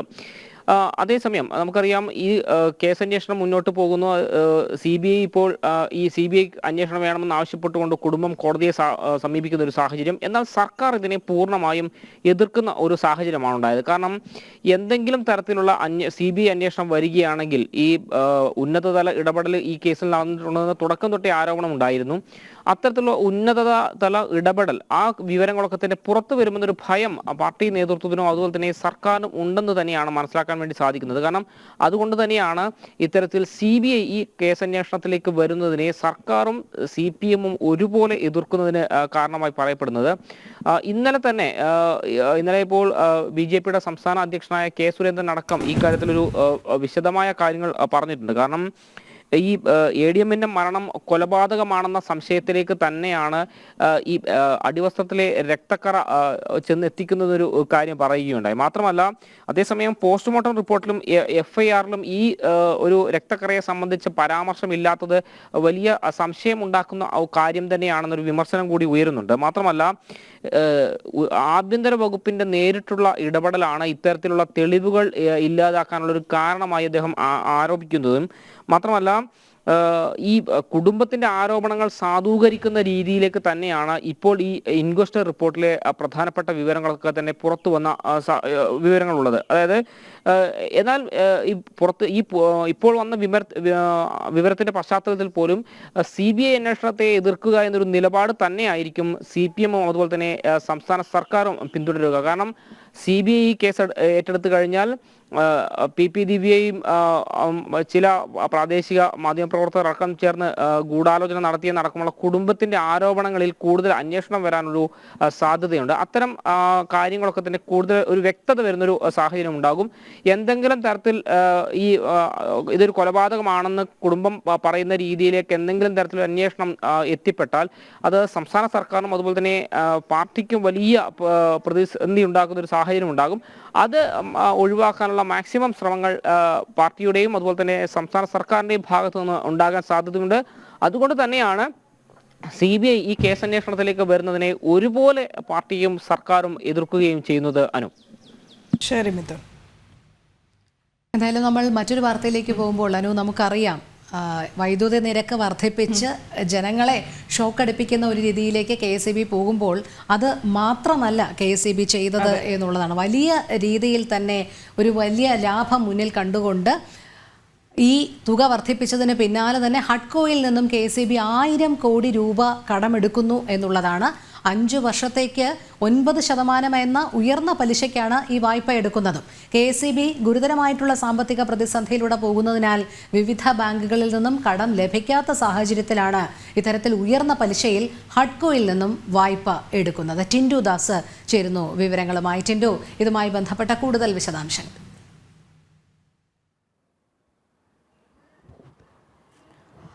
രോഹിണി, പല ഘട്ടത്തിലും KSEB അതോടൊപ്പം തന്നെ ഊർജ്ജ വകുപ്പും ഒക്കെ പറയുന്നത് KSEB എന്ന പൊതുമേഖലാ സ്ഥാപനം ലാഭകരമായിട്ടാണ് മുന്നോട്ട് പോകുന്നതാണ്. പക്ഷേ നമ്മൾ സമീപ ദിവസങ്ങളിലായിട്ടൊക്കെ കണ്ടത് KSEB അതിരൂക്ഷമായിട്ടുള്ള ധനപ്രതിസന്ധിയിലേക്ക് കൂപ്പുകൂത്തുകയാണ്. ഇതിന് ഫലമായിട്ടാണ് സംസ്ഥാനത്ത് കുത്തനെയുള്ള വൈദ്യുതി നിരക്കിലെ വർധനവൊക്കെ വന്നത്. ഇതിന് പിന്നാലെ KSEB ഹഡ്കോയിൽ നിന്നും 1000 കോടി രൂപ കടമെടുക്കുന്നു എന്നൊരു വാർത്തയാണ് പുറത്തു വരുന്നത്. 9% പലിശയ്ക്ക്, അതായത് ഉയർന്ന പലിശയ്ക്കാണ് ഇത്തരത്തിൽ KSEB ഹഡ്കോയിൽ നിന്നും 1000 കോടി രൂപ കടമെടുക്കുന്നത്. 12 മാസമാണ് തിരിച്ചടവ് കാലാവധി. KSEBയുടെ രൂക്ഷമായിട്ടുള്ള ധനപ്രതിസന്ധി കാരണം തന്നെ സംസ്ഥാനത്തെ വിവിധ ബാങ്കുകളിൽ നിന്നും അല്ലെങ്കിൽ മറ്റ് പൊതുമേഖലാ ബാങ്കുകളിൽ നിന്നൊക്കെ കടമെടുക്കാനുള്ള ശ്രമം നടത്തിയിരുന്നു. പക്ഷേ രൂക്ഷമായിട്ട് ധനപ്രതിസന്ധിയുമായി മുന്നോട്ട് പോകുന്ന പൊതുമേഖലാ സ്ഥാപനത്തിന് ബാങ്കുകൾ കടം കൊടുക്കില്ല എന്നൊരു നിലപാടിലേക്ക് എത്തിച്ചേർന്നു. അതിന് പിന്നാലെയാണ് ഒരു മാനേജ്മെന്റ് തല മീറ്റിംഗും അതോടൊപ്പം തന്നെ ഈ വായ്പ എടുക്കുന്നതിന് വേണ്ടിയിട്ടുള്ള മീറ്റിംഗും മറ്റും ചേർന്നതിന് ശേഷം ഹഡ്കോയുമായിട്ട് KSEB സംസാരിക്കുന്നത്. ഹഡ്കോ ആദ്യം അറിയിച്ചിരുന്നത് 10.42% പലിശയ്ക്ക് 1000 കോടി രൂപ നൽകുമെന്നായിരുന്നു. വിവിധ ചർച്ചകൾ, അതായത് ഹഡ്കോ ഈ ഉയർന്ന പലിശയിൽ, അതായത് 10 രൂപ പലിശയ്ക്ക് KSEBക്ക് നിലവിലെ സാഹചര്യത്തിൽ അഫോർഡ് ചെയ്യാൻ പറ്റാത്തൊരു സാഹചര്യമാണ്. ആ ഒരു സാഹചര്യത്തിലാണ് കൂടുതൽ ആളുകൾ സംസാരിച്ച് 9 രൂപ പലിശ അല്ലെങ്കിൽ 9% പലിശയ്ക്ക് ഇത്തരത്തിൽ 1000 കോടി രൂപ കടമെടുക്കുന്നത്. നമുക്കറിയാം കഴിഞ്ഞ ദിവസങ്ങളിലായിട്ടൊക്കെ നിരക്ക് വർധനവുമായി ബന്ധപ്പെട്ടൊക്കെ അധിക വരുമാനം KSEB മുന്നോട്ട് ലക്ഷ്യം വെക്കുന്നുണ്ട്. ഈ സാമ്പത്തിക വർഷം തന്നെ 8000 കോടി രൂപയാണ് അധികമായിട്ട് KSEB ലക്ഷ്യം വെക്കുന്നത്. അതോടൊപ്പം തന്നെ അടുത്ത സാമ്പത്തിക വർഷമാകുമ്പോൾ 1200 കോടിയും അടുത്ത 2027 ആവുന്ന സമയത്ത് അത് 1600 കോടി രൂപയായിട്ട് വർദ്ധിപ്പിച്ചുകൊണ്ടുള്ള ഒരു സാമ്പത്തിക ലാഭം മുന്നിൽ കണ്ടുകൊണ്ടാണ് KSEB നിരക്ക് വർധന ഉൾപ്പെടെ കൊണ്ടുവന്നത്. പക്ഷേ എന്നിട്ടും KSEBയുടെ ധനപ്രതിസന്ധിക്ക് ഒരു അറുതിയില്ല എന്ന് തന്നെയാണ് നമുക്ക് മനസ്സിലാക്കാൻ സാധിക്കുന്നത്. KSEB ഈ നിലവിലെ സാഹചര്യത്തിൽ നിന്ന് ഓവർകം ചെയ്യാൻ വേണ്ടി, അതായത് നമുക്കറിയാം ഏപ്രിൽ മാസത്തോടു കൂടി അടുത്ത സാമ്പത്തിക വർഷം ആരംഭിക്കും. അതിന് മുന്നോടിയായിട്ട് തന്നെ പല കടങ്ങളും അതോടൊപ്പം തന്നെ പലരിടത്തും കൊടുത്തു തീർക്കാനൊക്കെ ഉണ്ട്. അപ്പോൾ ഇതൊക്കെ തീർക്കാൻ വേണ്ടിയിട്ടാണ് ഈ 1000 കോടി രൂപ കടമെടുക്കുന്നത്. എന്തായാലും KSEBക്ക് കടം നൽകാമെന്ന് ഹഡ്കോ വാഗ്ദാനം ചെയ്തിട്ടുണ്ട്. നിലവിലെ സാഹചര്യത്തിൽ കടമെടുക്കാതെ മുന്നോട്ട് പോകാൻ സാധിക്കില്ല എന്ന് തന്നെയാണ് KSEBയുടെ വിശദീകരണം. ആ ഒരു സാഹചര്യം കൊണ്ട് തന്നെയാണ് ഇത്തരത്തിൽ 1000 കോടി രൂപ ലഭ്യമാകുന്ന രീതിയിൽ കടമെടുക്കുന്നത്. ഈ അതായത് 12 മാസത്തിനുള്ളിൽ ഇത് അടച്ചു തീർന്നില്ല എങ്കിൽ അധിക പലിശ ചിലപ്പോൾ നൽകേണ്ടി വരും. എന്തായാലും രൂക്ഷമായിട്ടുള്ള ധനപ്രതിസന്ധി KSEB നിലനിൽക്കുന്നുണ്ട്. ആ ഒരു സാഹചര്യത്തിൽ കടമെടുക്കാൻ തന്നെയാണ് തീരുമാനം. ശരി ടിൻഡു, എന്തായാലും രൂക്ഷമായ ധനപ്രതിസന്ധി KSEB നേരിടുമ്പോൾ തന്നെയാണ് ഈ ഉയർന്ന പലിശ നിരക്കിൽ ഹഡ്കോയിൽ നിന്ന് 1000 കോടി രൂപ കൂടി കടമെടുക്കുന്നത് എന്നുള്ളതാണ്. ടിൻഡു ദാസാണ് വിശദമായ വിവരങ്ങൾ. ഒരു വർഷത്തേക്കാണ് കാലാവധി പറഞ്ഞിരിക്കുന്നത്. ഇത് തിരികെ കൊടുക്കാനായില്ലെങ്കിൽ നമുക്ക് മേൽ വീണ്ടും അമിതഭാരം വരുമോ എന്നുള്ളതാണ് ഭയം. ശരി, മറ്റൊന്ന്, തിരുവനന്തപുരത്ത് ശിശുക്ഷേമ സമിതിയിൽ 2.5 വയസ്സുകാരിക്ക് മർദ്ദനമേറ്റ സംഭവത്തിൽ അന്വേഷണം ഇഴിഞ്ഞു തന്നെയാണ് ഇപ്പോഴും നീങ്ങുന്നത് എന്ന വാർത്ത. അറസ്റ്റ് ചെയ്ത ദിവസങ്ങൾ പിന്നിടുന്നു. പക്ഷേ പ്രതികളെ കസ്റ്റഡിയിൽ വാങ്ങാൻ ഇതുവരെ പോലീസ് തയ്യാറായിട്ടില്ല. കേസിൽ പ്രതികളെ രക്ഷിക്കാൻ നീക്കം നടക്കുന്നതായാണ് ആക്ഷേപം ഉയരുന്നതും. പ്രശാന്ത് ശങ്കരമംഗലത്തെ വിവരങ്ങളുമായി ചേരുന്നു. പ്രശാന്ത്, ഈ പ്രതികൾക്ക് അമിത സംരക്ഷണമോ? കാരണം ശിശുക്ഷേമ സമിതിയിലെ നിയമനങ്ങൾ കൂടുതലും CPM അനുഭാവികൾ എന്നുള്ള വാർത്തയും നമ്മൾ തന്നെ കൊടുത്തിരുന്നതാണ്.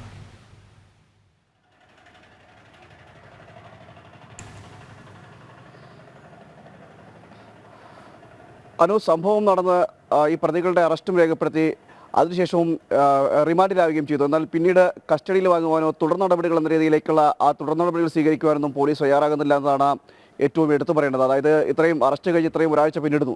ഒരാഴ്ച പിന്നിട്ടിട്ട് പോലും ഇവരെ കസ്റ്റഡിയിൽ വാങ്ങാനുള്ളൊരു നടപടിക്രമങ്ങളിലേക്ക് പോലീസ് കടന്നില്ല എന്നാണ് അറിയാൻ കഴിയുന്നത്. അതിൻ്റെ പിറ്റേ ദിവസം തന്നെ ഈ അറസ്റ്റ് ചെയ്തതിൻ്റെ പിറ്റേ ദിവസം കസ്റ്റഡിയിൽ വാങ്ങുമെന്നടക്കം കാര്യങ്ങൾ പോലീസ് പറഞ്ഞെങ്കിൽ പോലും പിന്നീട് തുടർ നടപടികളൊന്നും ആയിട്ടില്ല എന്നതാണ് എടുത്തു പറയേണ്ടത്. മാത്രമല്ല ഇവരെ ചോദ്യം ചെയ്യേണ്ടിയിരിക്കുന്നു. കാരണം കൂടുതൽ വിവരങ്ങൾ ആദ്യ ഘട്ടം എന്ന നിലയിൽ പരാതി ലഭിച്ചതിന് ശേഷം 2 തവണ ഇവരെ വിളിപ്പിച്ച് ചോദ്യം ചെയ്തിരുന്നു. ആ ചോദ്യം ചെയ്യലിൻ്റെ അടിസ്ഥാനത്തിലാണ് പിന്നീട് അറസ്റ്റ് അടക്കമുള്ള നടപടിക്രമങ്ങളിലേക്ക് കടക്കുകയൊക്കെ ചെയ്തത്.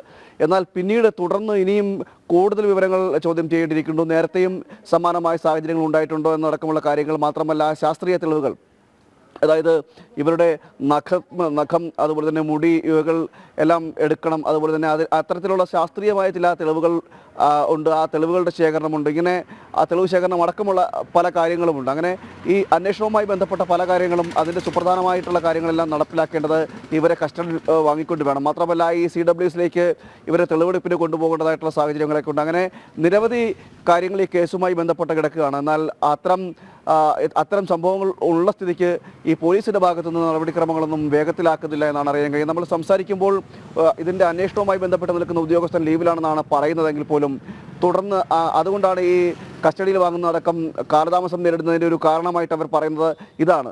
എന്നാൽ ഇതിൽ ഈ ഒരു കാരണം മാത്രമല്ലാതെ എന്തുകൊണ്ട് നേരത്തെ അല്ലെങ്കിൽ കസ്റ്റഡിയിൽ വാങ്ങിയില്ല എന്നടക്കമുള്ള കാര്യങ്ങൾ കൃത്യമായൊരു വിവരവും ലഭിക്കുന്നുമില്ല. എന്തായാലും ഇതിന് നേരത്തെ തന്നെ നമുക്കറിയാം CWCയുമായി ബന്ധപ്പെട്ടുള്ള നിയമനങ്ങളടക്കം CPM അനുഭാവികളാണ്, ഇടത് അനുഭാവികളാണ് ഏറ്റവും കൂടുതൽ ഉള്ളതെന്നടക്കമുള്ള കാര്യങ്ങൾ നേരത്തെ തന്നെ നമ്മൾ വാർത്തയായി കൊടുക്കുകയും ഒക്കെ ചെയ്തിരുന്നത്. മാത്രമല്ല ഈ അറസ്റ്റിലായ പ്രതികൾ 3 പേർ അടങ്ങുന്ന 3 പേർക്കും ഈ ഇടത് ബന്ധം, അതായത് CPM അടക്കം രാഷ്ട്രീയ ബന്ധമുള്ളതായിട്ട് നേരത്തെ പറയുകയും ചെയ്തിരുന്നു. എന്തായാലും ഇതിൻ്റെയൊക്കെ സ്വാധീനത്തിൻ്റെ ഫലമായിട്ടായിരിക്കണം എന്നാണ് ഇപ്പോൾ മനസ്സിലാക്കുന്നത്.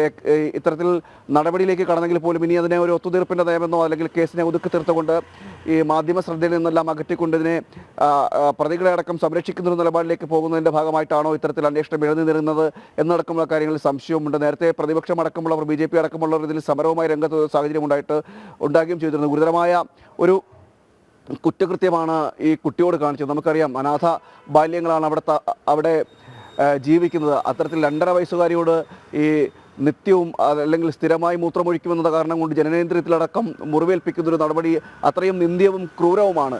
അത്രയും പൈശാചികവുമായ ഒരു സമീപനം ഉണ്ടായിട്ടും അല്ലെങ്കിൽ അത്രയും ഇത്തരം പൈശാചികമായൊരു കൃത്യം നടത്തിയെന്ന് മാത്രമല്ല പോലീസ് നേരത്തെ ഒരു കാര്യം പറഞ്ഞിരുന്നു. കാരണം ഈ കൃത്യം നടത്തിയതിനു ശേഷം ഇവർ ഒത്തുകൂടുന്ന സദസ്സിൽ ഒരു കല്യാണ വീട്ടിൽ ഒത്തുകൂടിയിരുന്നു. ആ കല്യാണ വീട്ടിൽ ഒത്തുകൂടിയപ്പോൾ പറഞ്ഞ് സന്തോഷിക്കുകയും ചെയ്തിരിക്കുന്നു. അതായത് സ്ഥിരമായി മൂത്രമൊഴിക്കുന്ന കുട്ടിക്ക് ഒരു പണി കൊടുത്തിട്ടുണ്ട് എന്ന രീതിയിൽ പറഞ്ഞ് സന്തോഷിക്കുകയും ചെയ്തു. മാത്രമല്ല ഈ ഒരാഴ്ചക്കാലം ഈ കുട്ടികളെ പരിചരിച്ചെല്ലാം ഈ 3 പേരായ ആയമാർ 3 പേരായിരുന്നു. അവർ വിവരം പുറത്തു വരാതിരിക്കാൻ പരമാവധി ശ്രമിക്കുകയും ചെയ്തു. ആഴ്ച ഡ്യൂട്ടി മാറി വന്ന ആയയാണ് പിന്നീട് ഇത് കണ്ടുപിടിക്കുകയും കുട്ടി കരഞ്ഞപ്പോൾ ആ കുട്ടിയെ കുളിപ്പിക്കുന്നതിനിടയിൽ കുട്ടി കരഞ്ഞപ്പോൾ പരിശോധിച്ചപ്പോഴാണ് ജനനേന്ദ്രിയത്തിലും അതുപോലെ തന്നെ മറ്റ് ശരീരത്തിലൊക്കെ മുറിപ്പാടുകൾ കണ്ടെത്തുകയൊക്കെ ചെയ്തത്. മാത്രമല്ല വിഷയം പരാതിയായി വരുന്ന സാഹചര്യം ഉണ്ടായിരുന്നു. അങ്ങനെ പരാതിയായി വന്നതിന് ശേഷവും പോലീസ് ഈ അന്വേഷണത്തിൻ്റെ ഭാഗമായിട്ട് ഇവരെ ചോദ്യം ചെയ്യാൻ വിളിച്ചിരുന്നു. ആ ചോദ്യം ചെയ്യാൻ വിളിച്ചപ്പോൾ പോലും കയ്യിലെ നഖങ്ങളെല്ലാം വെട്ടി വൃത്തിയാക്കിക്കൊണ്ടാണ് ഇവർ പോലീസിന് മുമ്പിൽ ഹാജരായതെന്നടക്കമുള്ള കാര്യങ്ങൾ പോലീസും പറയുകയും ചെയ്തിരുന്നു. അങ്ങനെ ഇരിക്കുമ്പോഴാണ് പിന്നീട് തുടർ നടപടി എന്ന രീതിയിൽ ഇവരെ ചോദ്യം ചെയ്യലോ അല്ലെങ്കിൽ ഇവരെ കസ്റ്റഡിയിൽ വാങ്ങിക്കൊണ്ടുള്ള നടപടികളിലേക്ക് പോലീസ് കടക്കാത്തത്. അങ്ങനെയുള്ള ഈ ഒരു ഇത്തരത്തിൽ ഇഴഞ്ഞു നീങ്ങുന്ന, അതായത് ഒരാഴ്ച പിന്നിടുമ്പോഴും ഈ അന്വേഷണം ഇഴഞ്ഞു നീങ്ങുന്ന ഒരു സാഹചര്യമുണ്ട്. ഇതാണ് സംശയത്തിന് കാരണമായിരിക്കുന്നത്. അനു. ശരി പ്രശാന്ത്. നമ്മളിനി മറ്റൊരു വാർത്തയിലേക്ക് പോകുമ്പോൾ കോഴിക്കോട് പന്നിയങ്കരയിൽ പെട്രോൾ പമ്പ് ജീവനക്കാരന് നേരെ ആക്രമണം. കണ്ണഞ്ചേരി സ്വദേശി കാർത്തികേയനാണ് മർദ്ദനമേറ്റത്. പെട്രോൾ അടിക്കുന്നതുമായി ബന്ധപ്പെട്ട തർക്കത്തിനിടെ 2 അംഗ സംഘം മർദ്ദിക്കുകയായിരുന്നു. സംഭവത്തിൽ പന്നിയങ്കര പോലീസ് കേസെടുത്തിട്ടുണ്ട്. ഗോകുൽ K വേണുഗോപാൽ ചേരുന്നു. ഗോകുൽ, എന്തായിരുന്നു സംഭവിച്ചത്?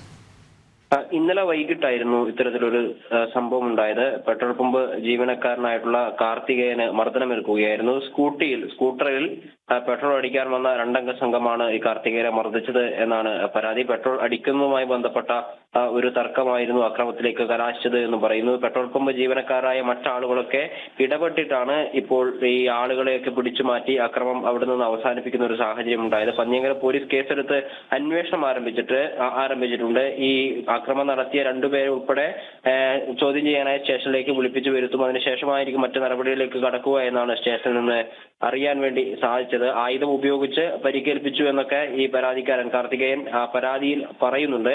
ഇന്നലെ രാത്രി 8 മണിയോടെയായിരുന്നു ഇത്തരത്തിലൊരു അക്രമം ഉണ്ടായത്. രോഹിണി.